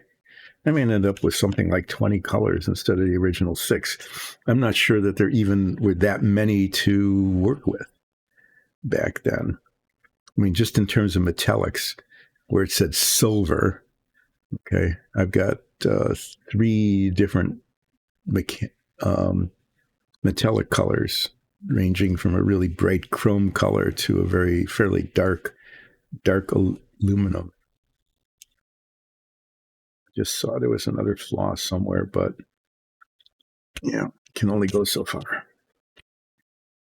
Okay, so these doppelmurals are now adequately base coated. Let me show them to you. There they are. And what I'll be doing after the break is I'm going to be putting a brown wash on the clothes, and then I'm going to get out a gray-green wash and wash the green. I won't bother with this one. The olive drab, it won't show on there, but it will show on these 2, and it will help them look better. And then after that, I'll paint the bases, and then we'll have 3 doppelmurals. And the doppelmurals may or may not ever show up in our Dungeons and Dragons stream. So after break, I will do a plug for an advert read about Dungeons and Dragons and how Dice and Dungeons fits into that. Why that is a thing. But right now, break time. I will be back more or less 25 or 30 minutes from now. And look at that. The music stopped again.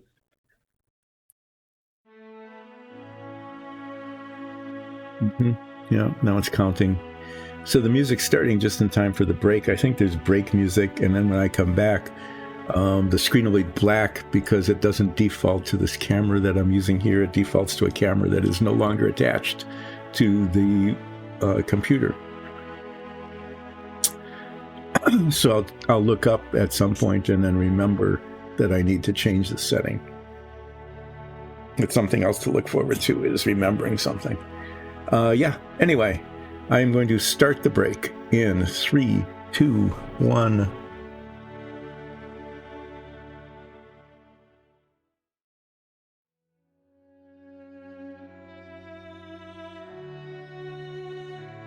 Well, break is over.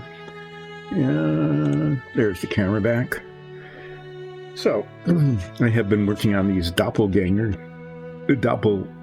murals. And yeah, I'm kind of tempted to finish these guys up before I do the work on this, but no, I'm going to take a chance here, and I am going to use speed paint on this. I used some speed paint on the teeth. Okay, that went okay. But this is a much bigger sort of thing, gigantic thing. Excuse me.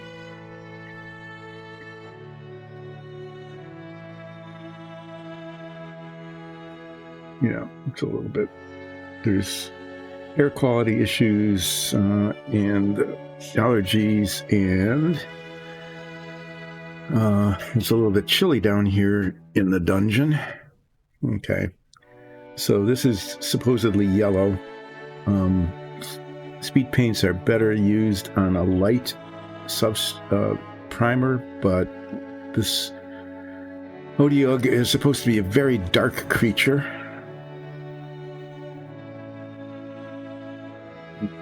I'm doing things to waste time here. Oh, let me turn chat back on. There we go. Now I can sort of see the chat.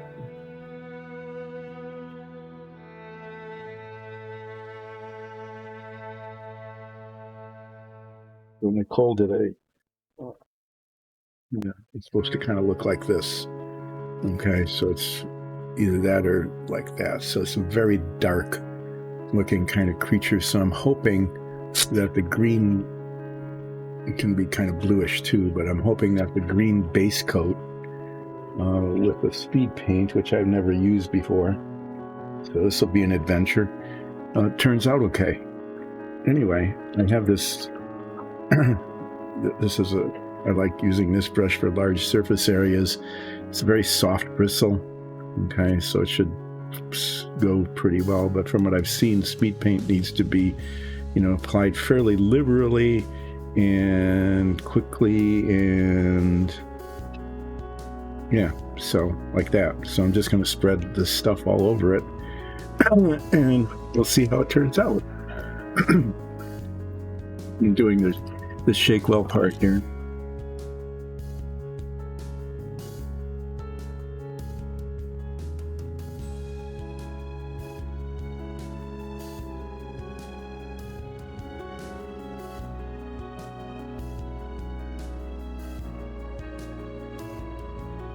These speed paints come with little mixing balls right in them. Not all the paints do. We bought like 50 of these little metal mixing balls, basically tiny little ball bearings. Not tiny, they're fairly large actually, like 1/8 of an inch or so across. And I put it in all of the jars and bottles.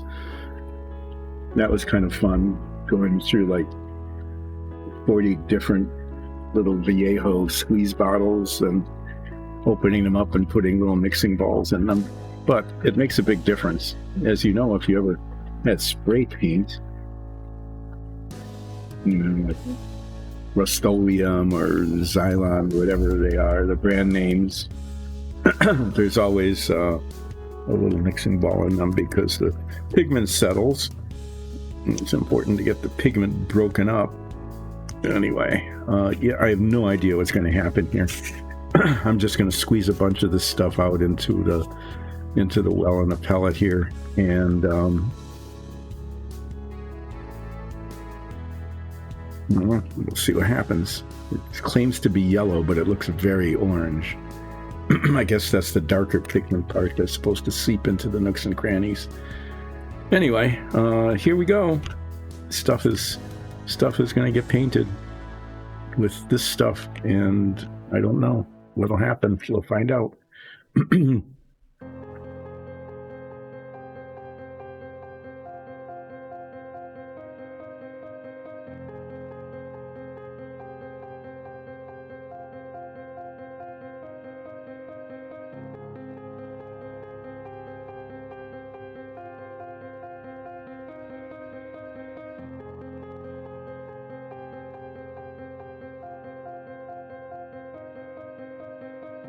What's going on? It's changing colors. It's got bubbles.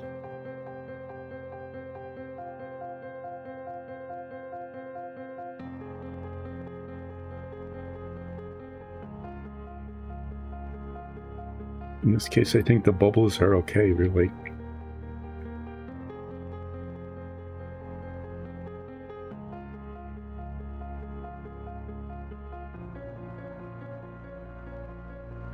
Does it look a little scabby? I don't know where the bubbles are coming from, though, because there aren't any bubbles in the well. Coming from the brush.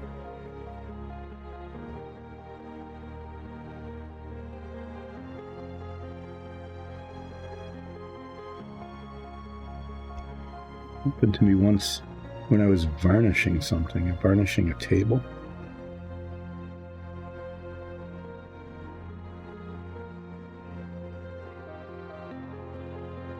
Bubbled up.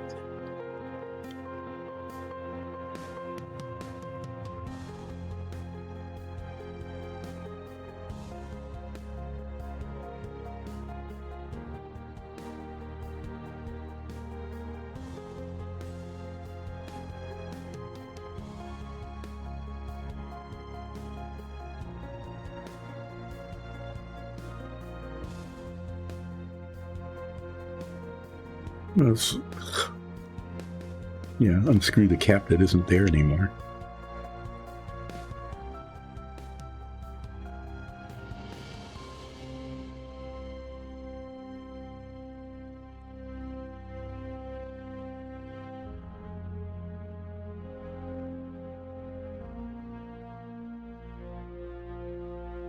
Downside of using a big brush like this is it doesn't give much control. Like I got some on the front teeth. I don't know what I'll do about that. Whether I'll try to fix that or not.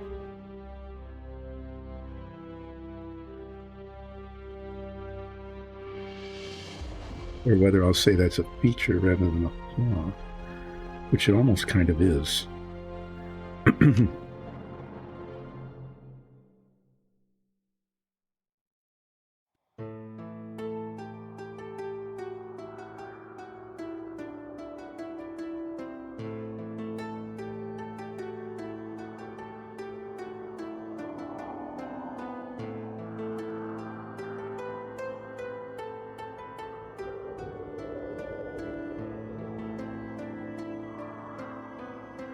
But I kind of like the way that looks.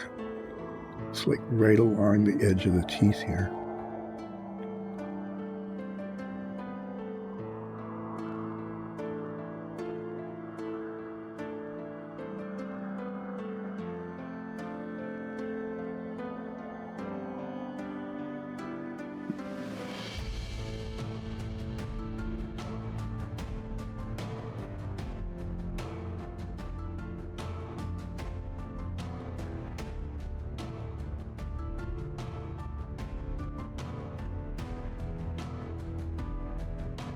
It looks like you can't really get too much on here. That's never a problem. Some places there's too little.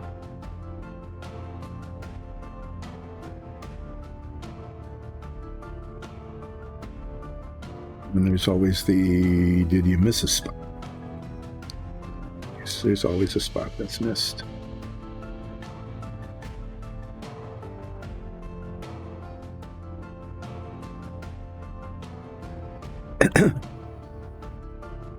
Yeah, so this is actually looking, it's looking okay.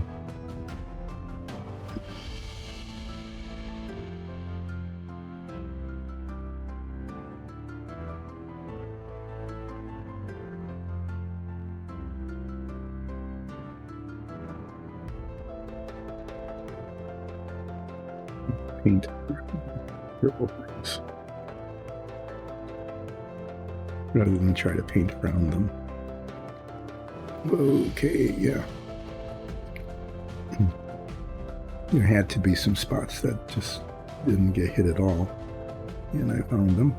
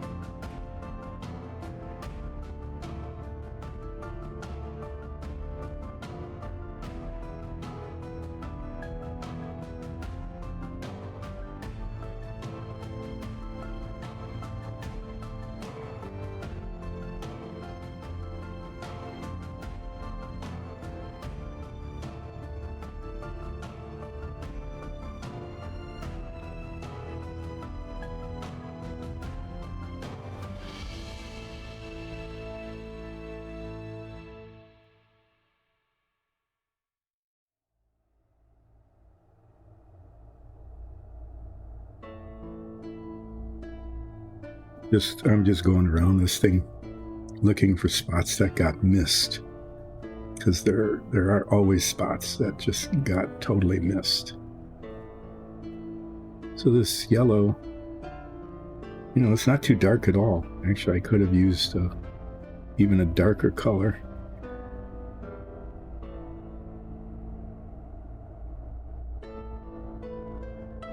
Because that's what this model is supposed to look like. It's supposed to look very dark.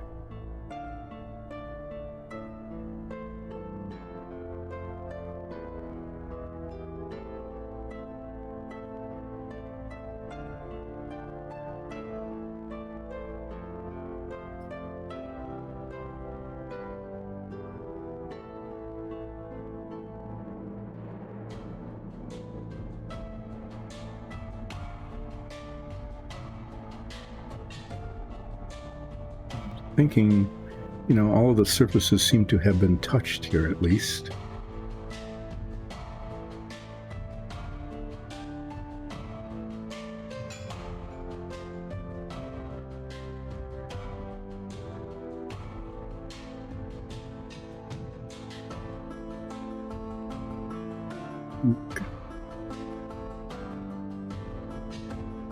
Need to paint the claws later.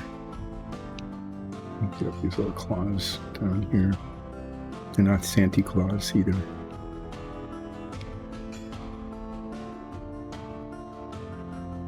I'm going to do that on them all just so that there's kind of a uniform look, because I don't know how it will look after I...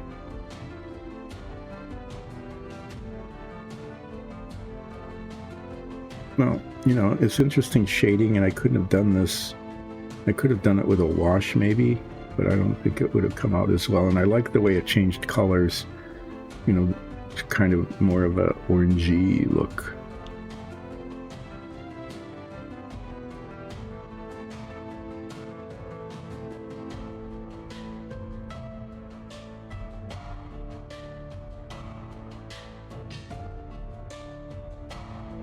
I want to let it be, and let it dry, and then see how it looks after it's dried. I think I have not missed any spots.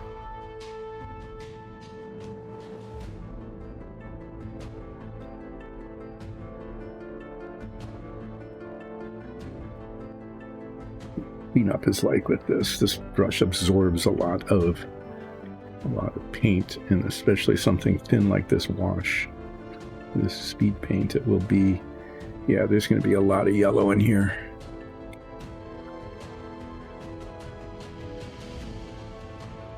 Should do is, instead of everybody looking at a blank, put that on camera. You can see, at least, you know, you can't see the face of it, but you can see the top of it.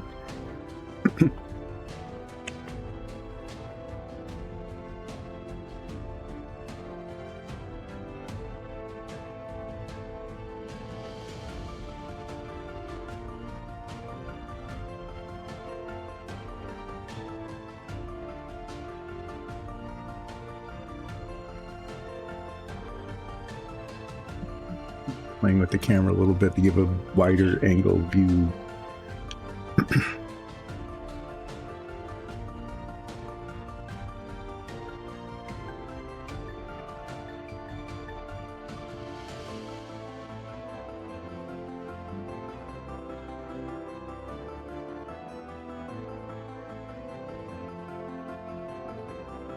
Yeah, I just cleaned the brush, so now I'm going to mess it up again. But there's a spot there that looks kind of like it's just not taking the color.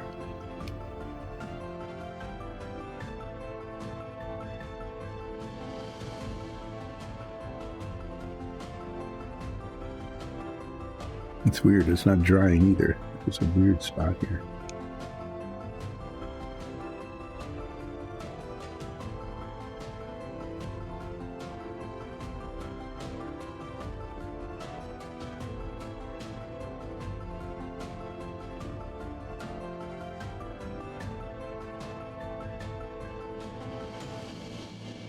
Should end up looking better, I hope.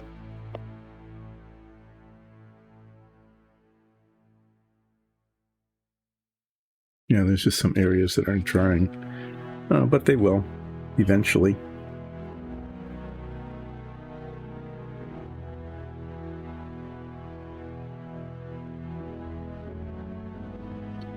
Give this a isopropyl alcohol bath here.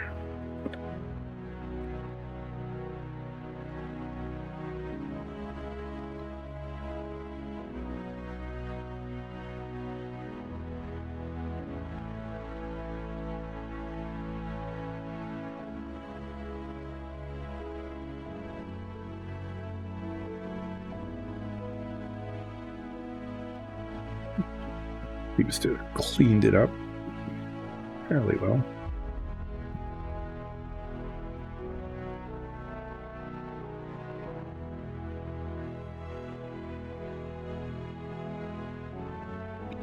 And now we're going to do doppelmurals.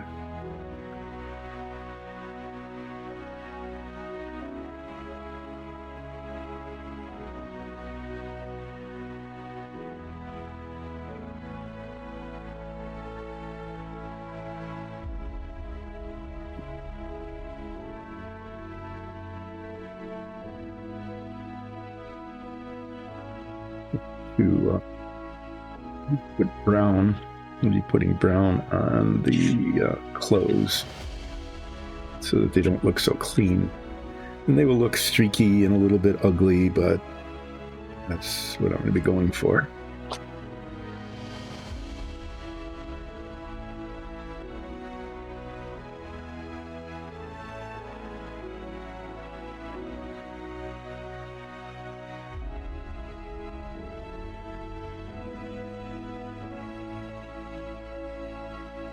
Getting a nice buzzing sound here,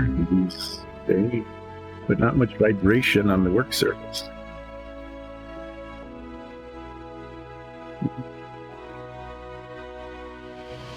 We use, I want to use a fairly large brush, but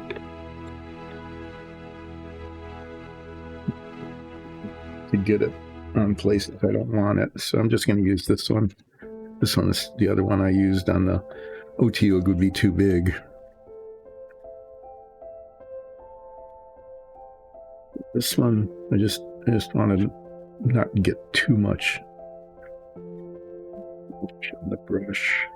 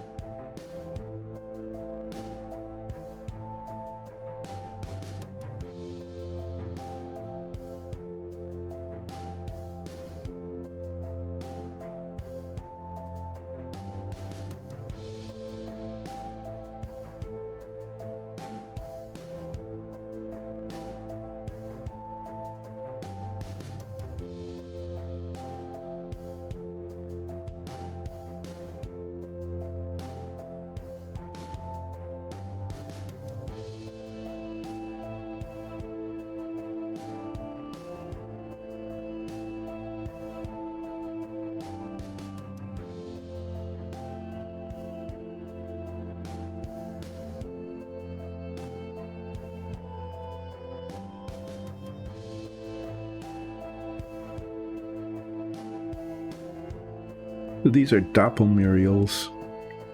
I'm going to give you a backstory that'll probably not be what really happens in the D&D campaign. But the backstory I'm making up because I'm painting them is that these are doppelmurials that live in the sewers. And they're doppelmurials because they've seen Muriel.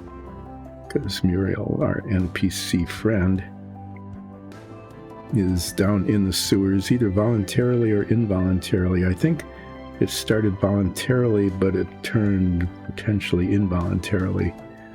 We're trying to find her. But these doppelers saw Muriel and turned into her. And we may or may not actually encounter them. We might be initially, our D&D party might be initially confused, not really knowing if this is the real Muriel or not. There are ways to tell, but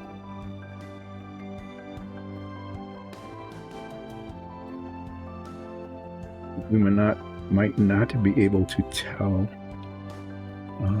unless we've seen the real Muriel. We can do a compare and contrast.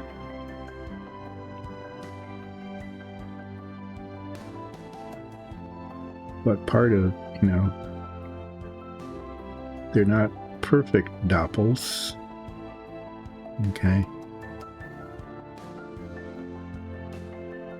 The frog skin color might be wrong. In fact, there's 3 different frog skin colors, and so they can't all be right. So we know that at least one of these at least 2 of these are not the real Muriel because it's 3 different frog skin colors. And as far as we know, Muriel wasn't able to, or at least never decided to change her color.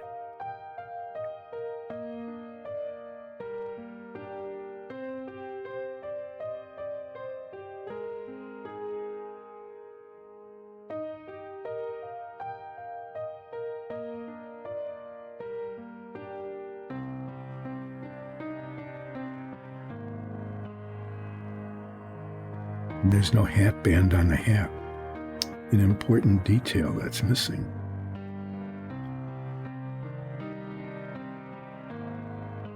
And the reason for that is that it's a doppelmuriel, but the other reason is that I just didn't feel like doing it. Doing it meaning painting the hat band.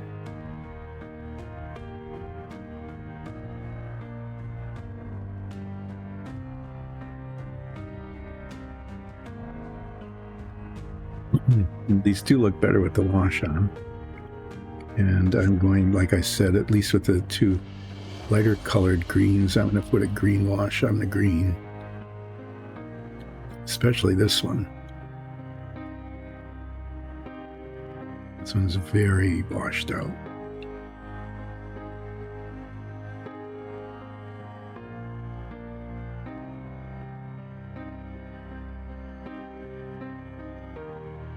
It is. I'm just checking to see if it's on camera. I moved the camera. Give it a wider angle so you could see more, which gives me a better chance of being on screen. But it's further away, so the detail is less. And it's a compromise with this not studio, but simply workbench that we're working with here. Decidedly not a studio. Not, at least not in comparison with a very great studio that was put together for our Dungeons and Dragons campaign. So let me talk about that now. It's time for the plug, the little advert thing for our D&D campaign. So Dice and Dungeons is a group of people, friends and relatives, who got together to do a Dungeons and Dragons campaign in a world that our DM, Alexis, put together for us, and decided to stream it because why not? And so we started with a couple of simple cameras and a little bit of lighting and things, and it got more and more elaborate. Two things got more elaborate. The campaign got more elaborate and the studio got more elaborate. And so the D&D campaign is actually streamed from a studio with multiple cameras, sound baffling, very good professional quality microphones. Unlike this, which is a piece of cardboard and a Ring camera.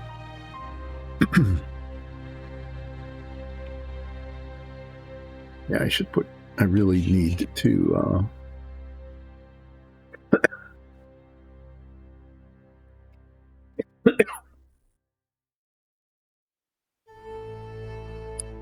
you know, if you really like the kind of vibration when I do the paint mixing, I've discovered there are some ways of getting it to really shake the table, the workbench here, and I'm going to have to get some red-brown paint soon because I'm going to be painting the bases of the murals here, and when I do that, I can set it up so that it really shakes well.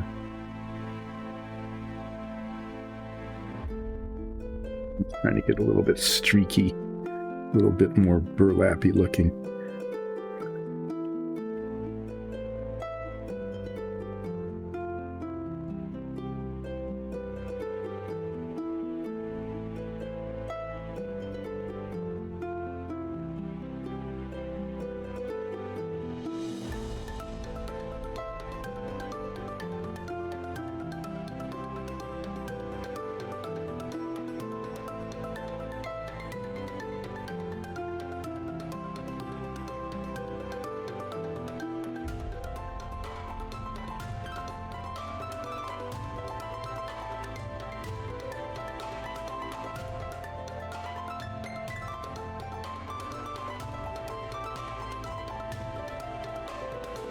So yeah, when I do the red-brown base, I'll make sure that it shakes things, because I know that at least I'm not sure if any other viewers like it, but who really likes to see the wave formations. So this guy, you know, that's how it's turning out. It actually doesn't look too bad. I think it looks, you know, looks pretty vicious and intimidating. But it has to come off of here. because I need this. I'll still leave it sort of on camera here. I'm going to need this soon. Let's see. Here's the gray-green, the dark green. There we go. See, if I do it at a really low speed where I'm just barely touching it, I can get it to shake pretty well.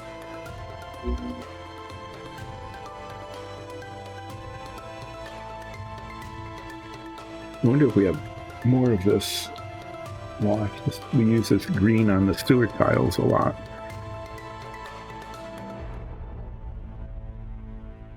But as a result, we go through it pretty quickly compared to some of the others. I need to use a smaller brush for the skin areas because they're just smaller areas. There we go. Just 2 of them are going to get the wash. This one's too dark to show.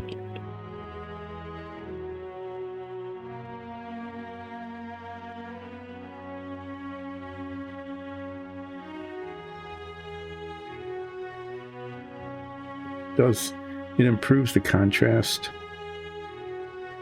you know, with like the fingers and toes and stuff. But it also gives it a little bit more of a froggy color. Although I do need to remind everybody these are not frogs, they're bollywogs. Well, at least Muriel is a bollywog. I don't know what these are. The Doppelmuriels, I'm not sure what they are.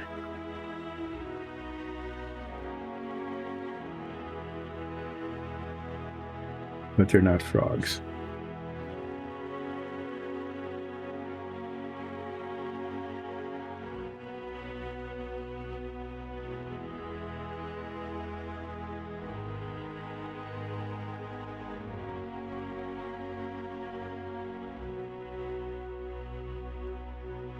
So, yeah, I was doing a discourse on Renoir visible models. Those were a big thing back in the 60s. The visible man, the visible woman. You could see the internal organs through the clear plastic outer shell. And noting that there was a visible dog and a visible cow, and also a visible fish. And I discovered these because I was looking for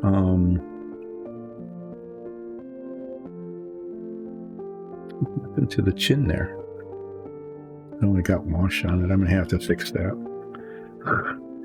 Hate when I have to fix things that I break that I shouldn't have broken. In this case, getting a little bit of wash on the chin, which should not have been washed. Anyway, so I was looking for this thing called a visible chassis. Every once in a while, I'll go on eBay where they sell these kinds of things, and the visible chassis is a rare and very expensive thing, where it's an entire car frame, including steering and differential and transmission, that is compatible with the visible V8, which was the much more common model because it was, well, just less intimidating really to a model builder than the chassis. So I was looking for that, and I just instead of looking specifically, I just looked broadly for Renoir visible stuff, and discovered that there were all these other visible things that were made. The visible man and woman, those showed up all over the place. There's a lot of those.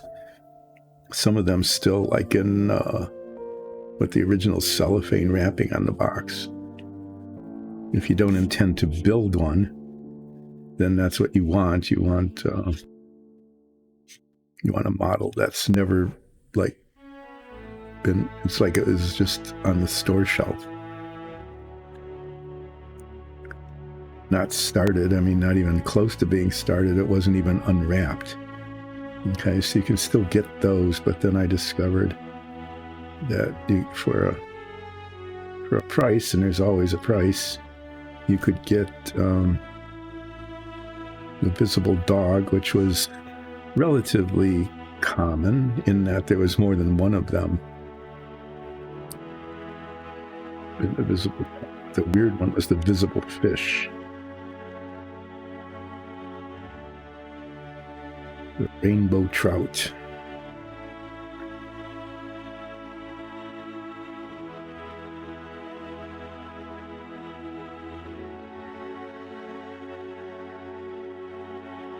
So yeah, you can get a rainbow fish, and one half of it is molded in rainbow trout colors, and the other half is the clear plastic, and all of the guts and bones and things sit inside the one that's molded in rainbow trout colors. And then after you put that together, you put the clear plastic thing over it.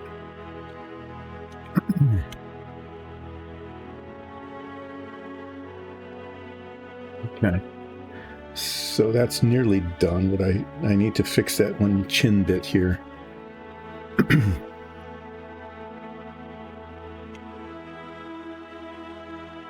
Got the wash on the chin.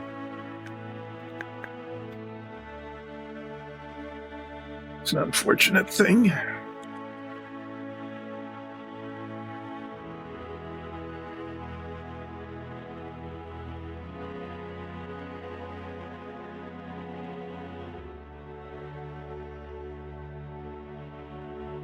The thing I'm building on Submarine Wednesdays wasn't a see-through model. It wasn't one of the ones, at least not the original versions. It was a cutaway submarine where the half of the hull kind of opens up and folds down, and then you can see the inside of the sub. And that's what I've been working on Submarine Wednesdays. That's been working with an original, actually 3. I bought 3 because they're in different states of completeness and whether it started or not. Some had been glued, some had been painted, some had been both. So I started with the one model that was least glued and painted, and was able to get some bunch of parts, but I needed to, when I got to the mess hall, I did need to take parts from a second kit because it wasn't that they were missing or broken, it's that they were very badly warped. And in some cases, the molding process was so bad I couldn't use the parts anyway. That's the story of that, but that particular submarine model was produced over and over again. The first one was the George Washington, which was the prototype.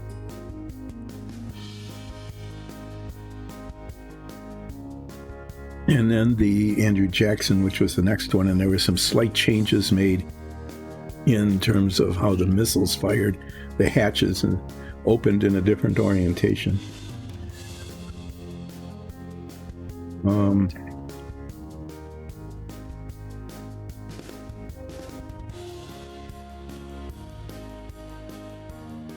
This one. Yeah, the hatches opened in a different orientation.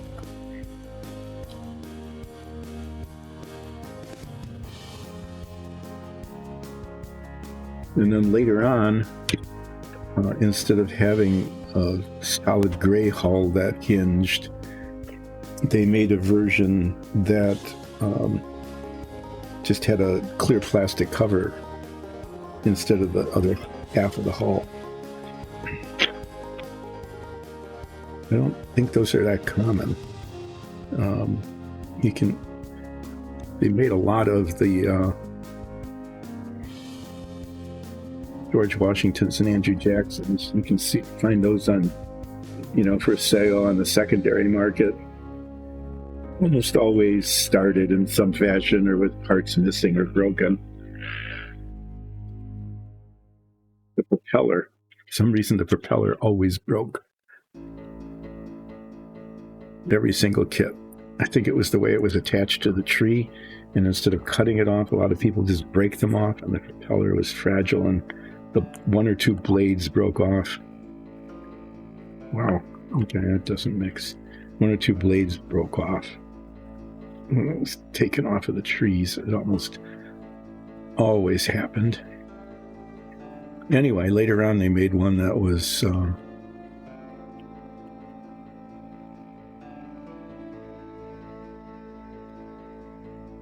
that just had a plastic cover over the parts that showed, which was better. I mean, the hinges broke frequently on the fold down hull. And I'm going to use this little bitty brush to paint around the feet so I can get in between the toes and all. The hinge is broken. If you just had a clear cover, well, then you didn't need hinges, right?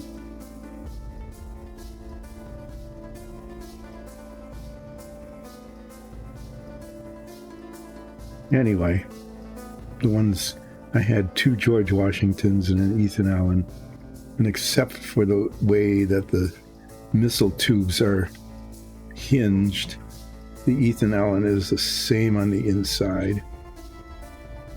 All the parts are the same, which is good because I needed to borrow from that kit to replace the parts that were really badly warped. So I haven't had to borrow from the 3rd kit yet, but I do know that, having looked ahead, that the next section of the submarine to be built is the control room, and that some of the parts on the main kit, the one I'm using, almost all the parts that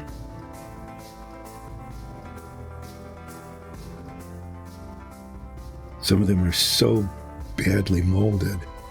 Some of the control panels where there's detail, like dials and buttons and things, is so badly molded, like the mold for the part wasn't filled, and so it's caved in. It's concave and is just unusable. So I'm hoping that between the other 2 kits, I'll be able to find parts that can be salvaged and used instead. We'll find out. Maybe even as soon as next week, Wednesday, as I made a lot of progress this last Wednesday in terms of getting the mess hall put together. So if I have some success in the rest of the mess hall and the bunk room, I might begin looking for parts and prepping them for the control room.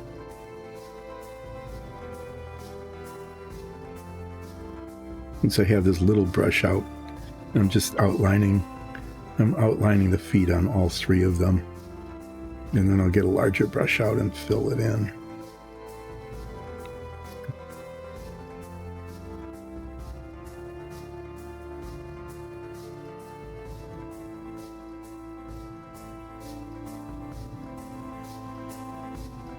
Anyway, that's what Submarine Wednesday is about, is the Renwall George Washington cutaway submarine. But what Dyson Dungeons is about the Dungeons and Dragons campaign, which streams with live chat 3 Sundays a month at 2 o'clock Eastern Daylight Time. And anyone who's watching this stream is strongly encouraged to check that out. And if you can't catch it with the live chat on Sundays, you can look at the most recent and all previous episodes on YouTube as a podcast, and it works as a podcast too, because there are very few moments of silence. You might find that to be either a bug or a feature. You might, after you listen to us, you might just say, well, we would like more moments of silence, or we could just listen to the music instead of you guys. But that's the price you have to pay for checking us out, is that you'll have to hear us, because we do go on. There's always something to chat about on Dice and Dungeons. Anyway, so this relaxing painting thing actually is a spin-off. Okay. A spin-off, like something contemporary, like Frasier, I guess, was a spin-off of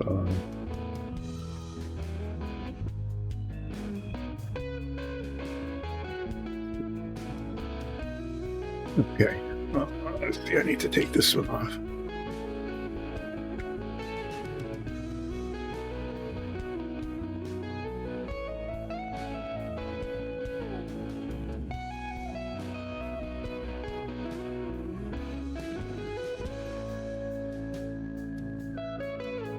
Anyway, yes, sorry. I was just switching things around and trying to think of other spin-offs, but nothing's coming to mind right away. Sometimes things don't come to my mind. That's just the way it is when you get... Maybe it isn't even just age. Maybe it's just everybody. Sometimes you don't have things come to mind.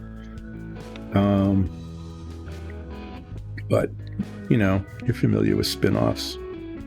What was it? Oh, yeah, like Laverne and Shirley had Mork and Mindy. Joni Loves Chachi or something. I think there are a whole lot of spin-offs from that show. Some of which were more successful than others. But anyway, this is a spin-off of our Dice and Dungeons, our Dungeons and Dragons campaign, because as we decided to stream that, we decided to get more and more elaborate in our sets. And so we moved on from just simply playing on a 1x1 inch plastic grid to getting a 3D printer, and there's 3 of them behind me. And we started making more and more elaborate dungeons. And the more and more elaborate dungeons required more and more painting to make them look like not just plastic, but to look like something and not just primed. So we started painting these in this little workshop. Basically, it's a workbench with some lights, and decided that, people might want to watch that. You might want to watch a painting stream, and apparently people do. There's a whole bunch of painting streams out there, most of which are probably better than this one, but not nearly as relaxing, right? Nothing could be quite as relaxing as relaxing painting with Dice and Dungeons. And where else can you hear like the better part of an hour talking about Renoir visible things from the 1960s? Probably nowhere. So we're unique in that sense, or better or worse.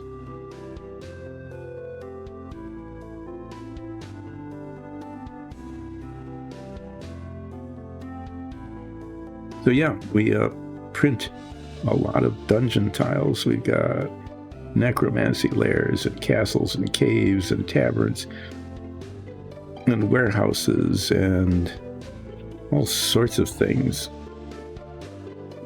that simulate stone and wood and stucco. We've got set pieces, we got tents, campfires, sleeping bags, crates, chests of drawers, wizard tables,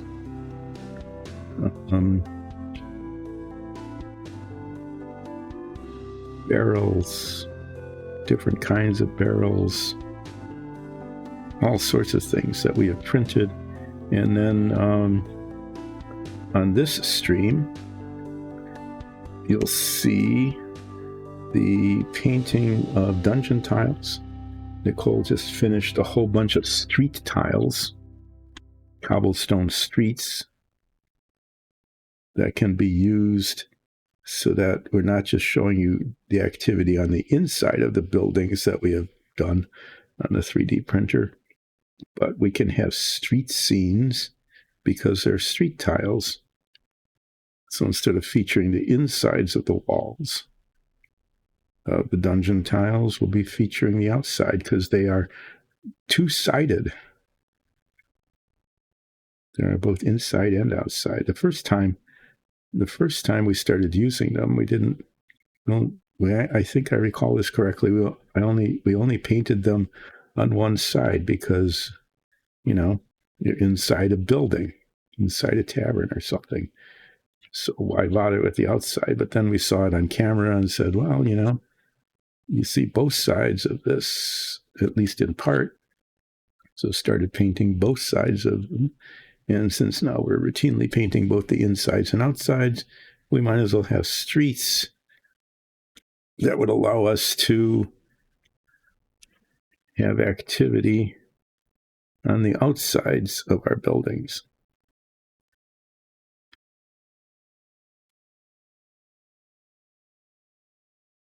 Making these bases, all of the bases of the minifigs I've been doing lately are painted the same color, which I carefully wrote down so I would remember what it was. Oh, damn. That isn't what I wanted to do with these. Okay, I have to wait for these to dry and then I have to start over. Just as I said that, the base of all of these is painted the same color. Those are designed to be outside. Doppelmurals aren't outside. Doppelmurals are in the sewer. We have a standard set of colors for the sewer. It's gray, light gray, with that green wash that I used on the skin with these guys. Yeah. So they should be in a sewer, not standing on dirt.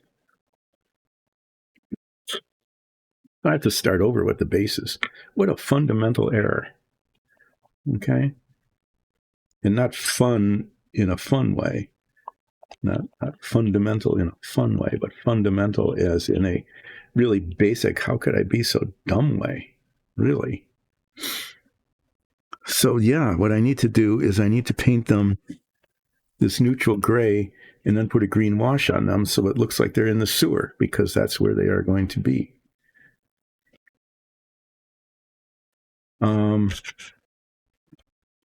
Wow. Yep. So if I had my oops button or my oh button, I think it was we're going to do an oh button, not an oops button, but an oh button. If I had my oh button, there would be two levels of oh. There would be a little oh and a big oh. This would be a big oh. Okay. This would reach to the level of big oh because it was, what was I thinking? I wasn't thinking at all. Now I need to let this dry off. These need to dry before I can paint over them. The gray covers pretty well.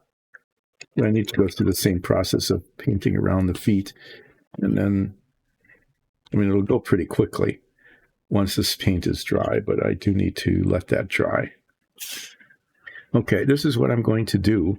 I'm going to show you the Otyugh. Okay, this is what it looks like after the speed paint dried on it. And this base should be painted I need to paint the toes. Okay, so what I'm going to do is I need to take a quick break. Just a little personal break.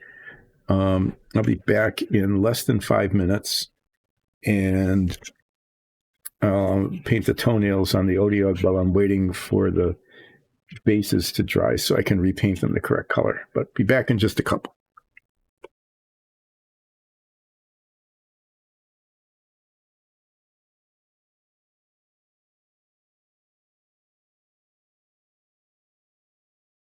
Oh yeah, just a quick break. I am looking for the proper green for the toenails here. I want to use that if I can find it. flat green. I use this deep green. Flat green, I'm going to paint, keeping in the greenish, yellowish, orangish kind of theme, I'm going to paint it this flat green color. And then put a gray wash on it.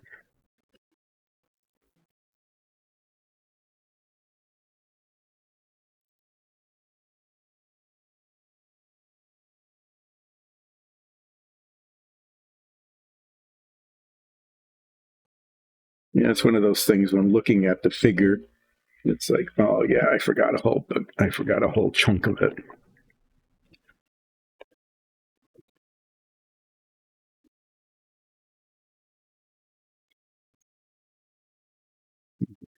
Broad-based angle brush. I think this will work pretty well for that. They're pretty large.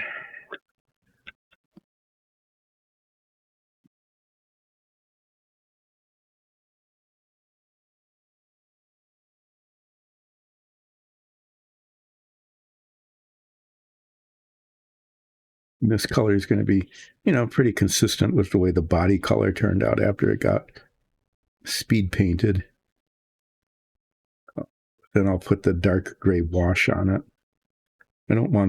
I thought about painting them just black, but they would be pretty flat looking. And this will just look a little better with the green undertone and the dark gray wash on it. More in keeping with the kind of mottled look.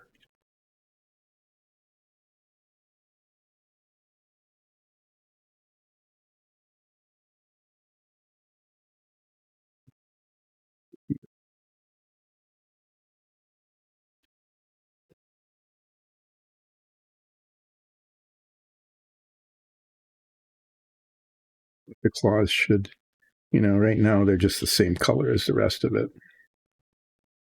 It really should be a different color.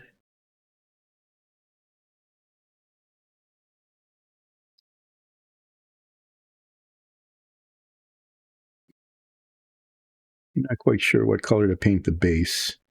I mean, I could just go with the color convention that I used erroneously on the Doppel murals. Could just go with that convention.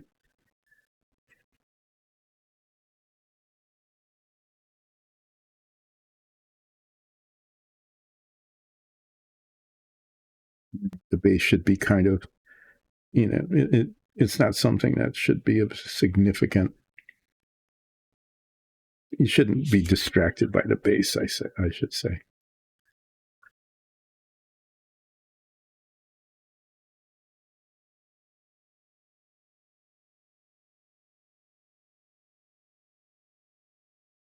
It should dry pretty quickly, and if I can get the double Muriel bases done quickly,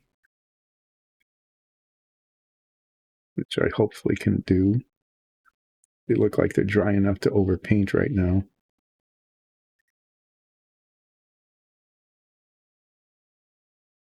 Be able to get back to this yet. Okay. So you can't really see the difference in color. It's pretty much the same color as the body color right now. But it'll give it a distinct base that I can use for the gray wash later. Okay, I need to fix the murals. This brush will have to get an alcohol bath. It holds the paint really quite well. So I'm just going to let it sit in the water gently. Get the gray paint out and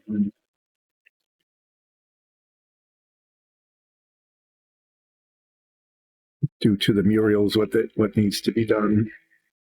If I can get around the toes pretty quickly, then I can fill it in with a bigger brush pretty quickly and then wash them with the green wash. This paint dries, I hope, quickly enough too. So this is the slowest part, is around the feet. This looks like a really light color, which is intended because you want it to show the green wash.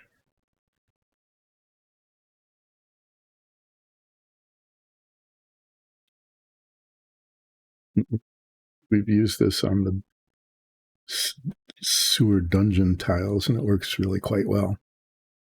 The gray with the green wash on top of it. It looks basically like stone with slime growing on it, which is what we're going for.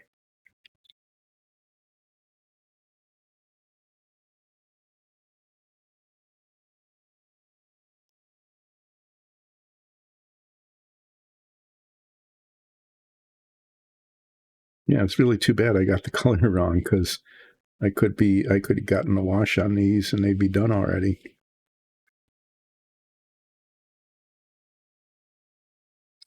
Didn't realize until the third one, if I'd noticed it after the first one, maybe. It wasn't until the last one that I noticed that I had done it completely wrong. Needed to push the big O button.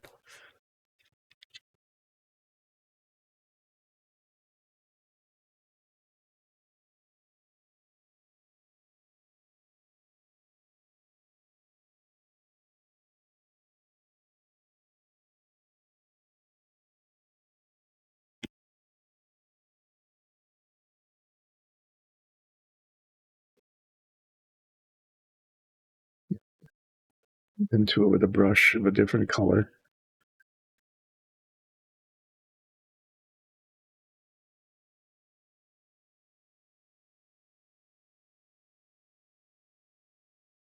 Anyway, for efficiency's sake, I'm going to paint the gray on these, including with the bigger brush. We'll see if I can, see how quickly it dries. And then I'm going to do the dark gray wash on the toenails, the claws of the Otyugh. And then we'll see if these are dry enough to do the green wash or not. I'm kind of guessing they won't be. But anyway, if I don't finish them today, it'll give me something quick to do on Monday. Oh, wait. No, I need to apologize for saying that. I am not going to be here on Monday. I have another little travel I need to do, yet more travel. And so I am not sure yet whether there will be a stream on Monday or not. That is to say, whether Nicole or somebody else will take over for me on Monday. But I won't be here on Monday. I will be here for Submarine Wednesday, though. Who wants to miss Submarine Wednesday? No one.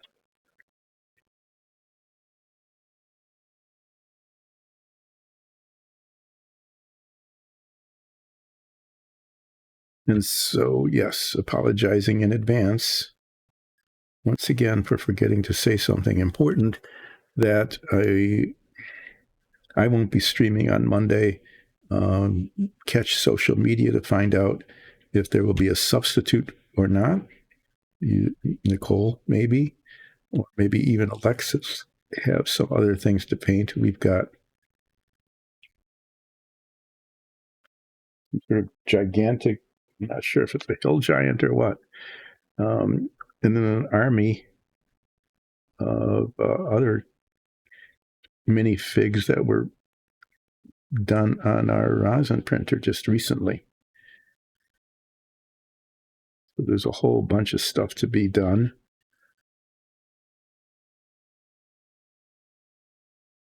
I'll be back with the submarine on Wednesday,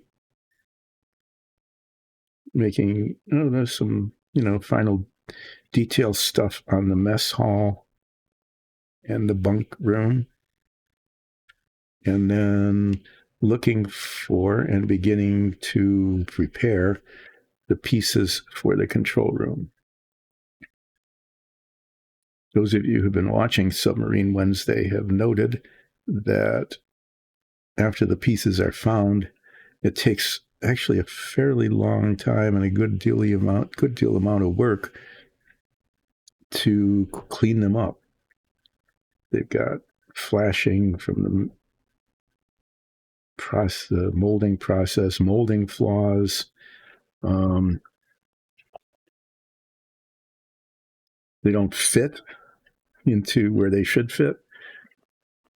And so once the pieces are found, it turns out there's a fairly large amount of sanding and filing necessary to get them to the point where they're usable. So that's the kind of thing that'll be happening once I'm finished with the painting part of the mess hall and bunk room, and the finding of the parts, which is always kind of an interesting process.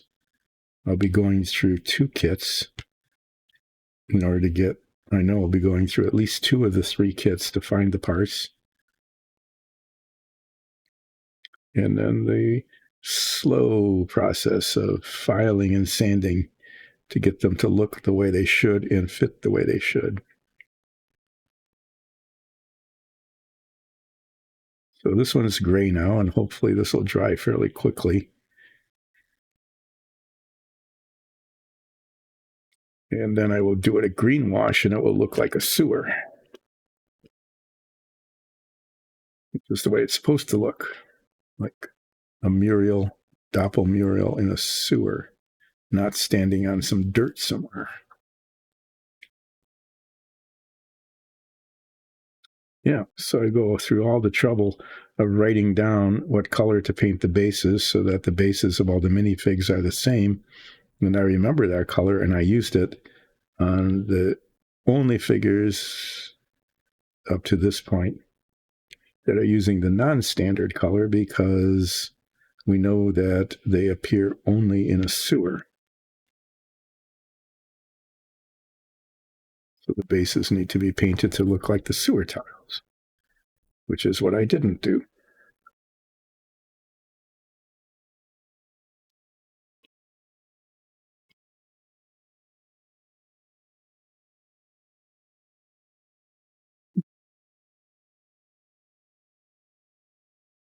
What I did do today is I kept almost everything on camera, aided to some extent by the fact that I moved the camera way up high so that it had a bigger field of view, so that I had a better chance of staying on camera than usual.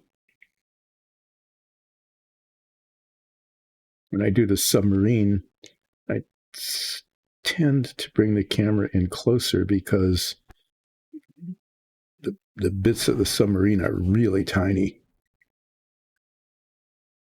And some of the detail is really, really tiny. And I need to use my head magnifier in order to do it because, yeah, I mean, this is one thing where I'm painting relatively large surfaces on minifigs. Compared to the submarine, these are gigantic. Okay, set that aside. I'll be using that brush later on the base for washing.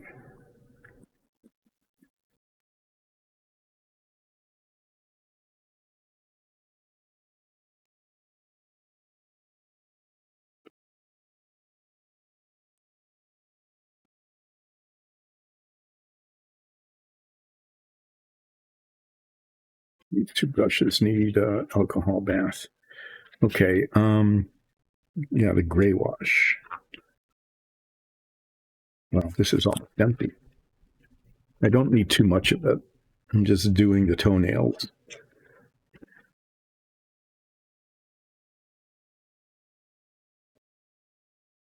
If there's even anything left in here. Let's find out. Yeah. I'm going to go ahead and use this brush that's going to need an alcohol bath later, because I think it'll be It'll work pretty well on these. Whoa, that's really dark.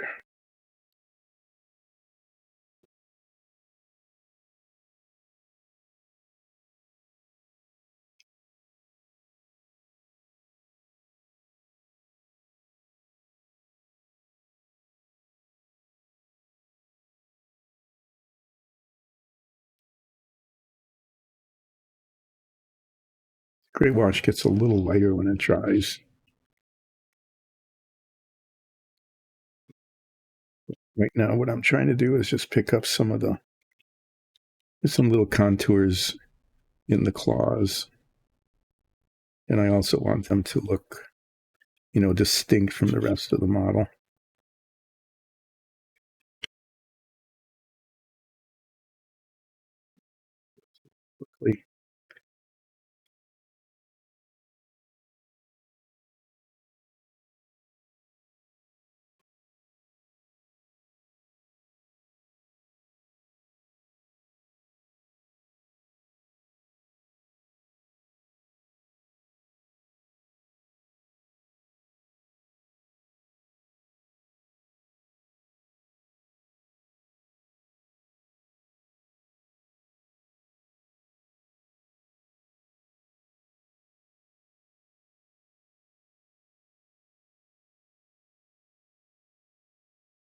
Okay.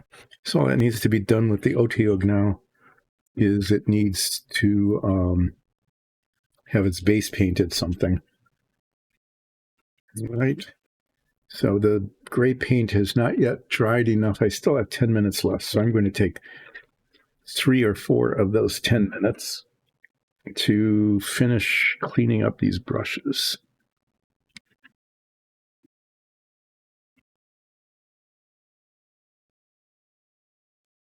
And then I'm going to put a green wash on the doppelmurals on the base, and it will look sewery.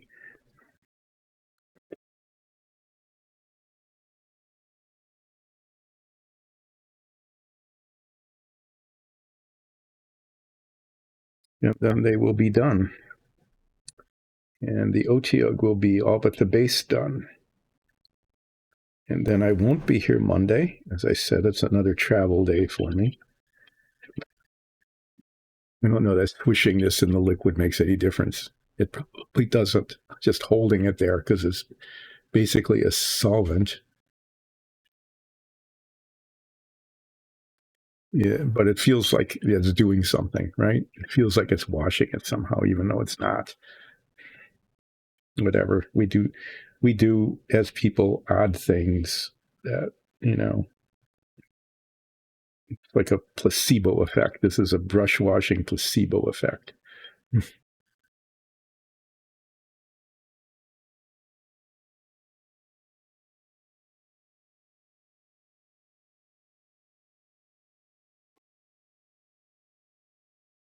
There, it's placeboed.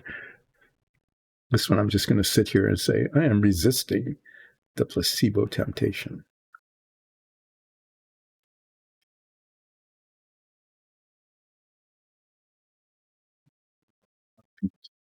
He little bristles.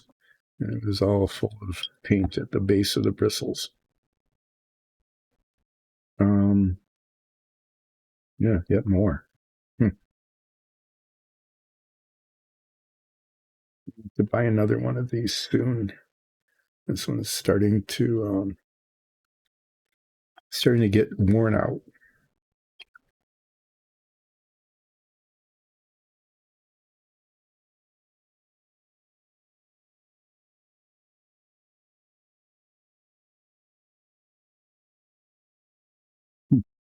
Yeah, well,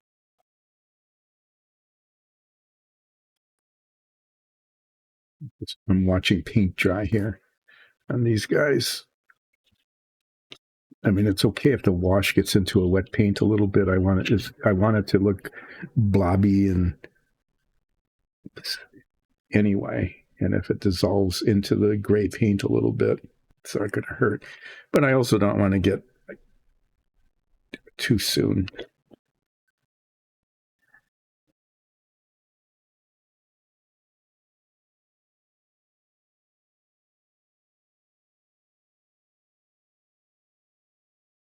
Yeah, there's still a lot of paint in this one too.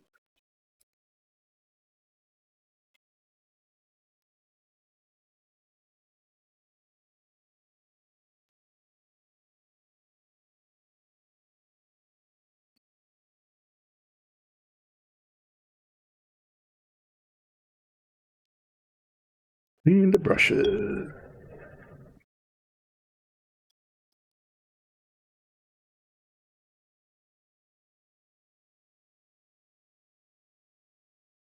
At least that's one of the you know, positive lessons as opposed to an O lesson is keep your brushes clean as much as you can without tearing up the bristles, because otherwise they become stiff and useless, and the paint might dissolve into other layers of paint, and you can't keep your colors consistent.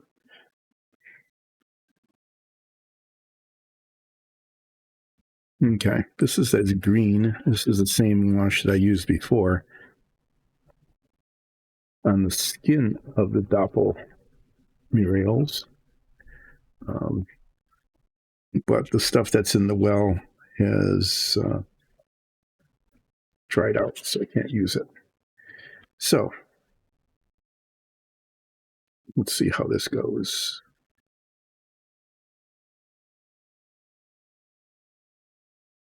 And I want it to look uneven, so I'm just going to dab it on.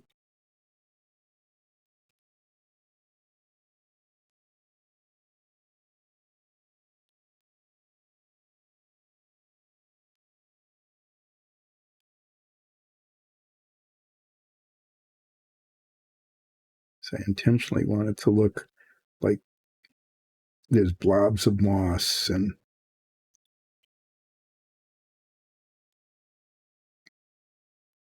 so that's working. Okay, so I'll be able to get this.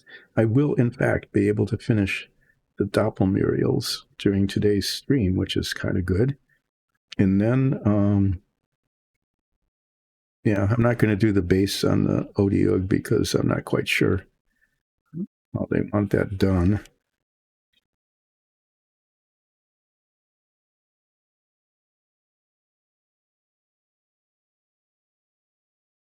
But there.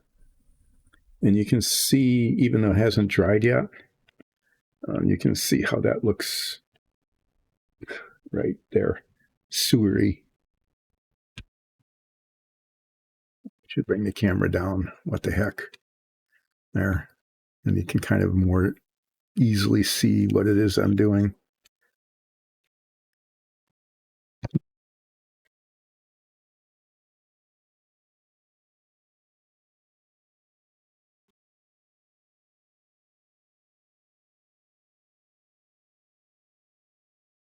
So I'm trying to get the green wash very uneven, so it looks like puddles of ooze and mossy slime.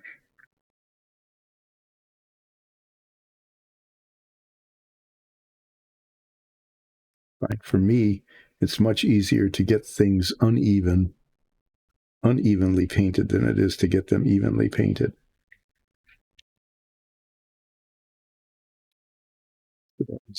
That was not so much a technique as it was just splishing paint around. It's a technical term for me, splishing. Dabbing, I guess dabbing is closer to what the thing was I was doing. Okay, there's that.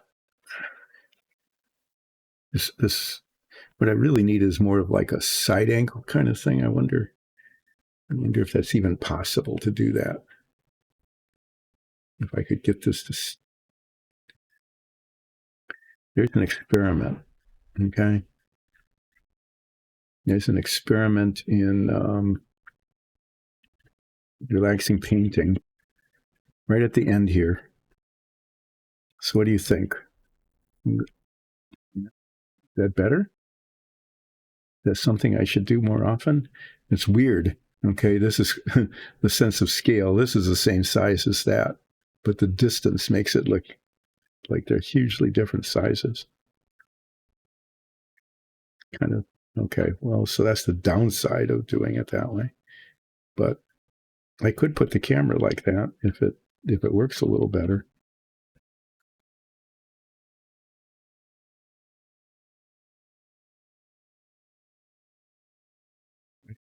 I have to play with it to get it at the right distance and the right angle, but in some ways I think it's better because you can, except for the size distortion, like the Otyugh now looks to be about the same size as one of these, but it's really way bigger.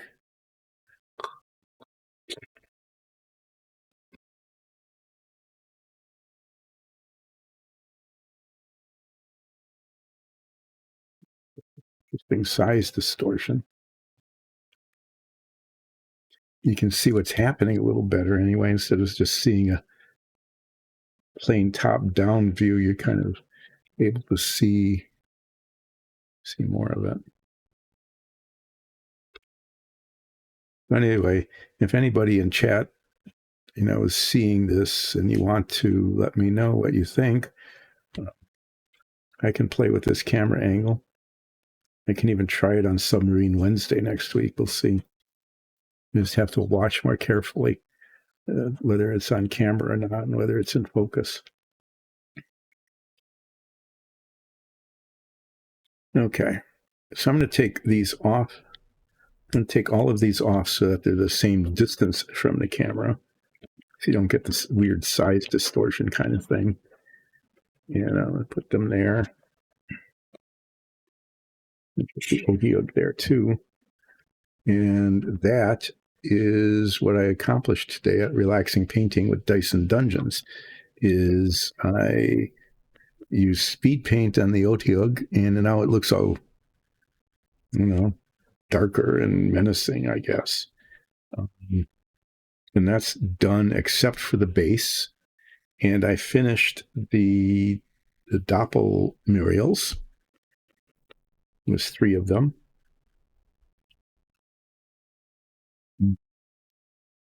Actually, I had this thought, what we can do. Yeah, I don't have one handy. Oh, sure. I can do this.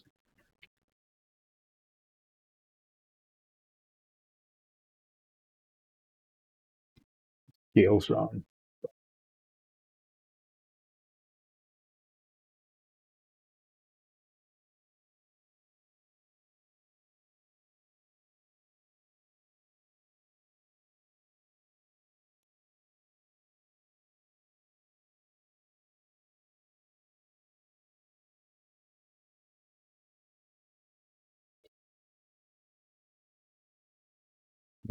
That's not what I really wanted, but it'll kind of give you the idea. It's a Shakespearean thing here. Double, toil and trouble, fire burn and cauldron bubble. There. And then they conjure up an Otyugh. Okay. So this is kind of silly, but I'm going to leave it there. Hopefully I'm not getting green on the cauldron here.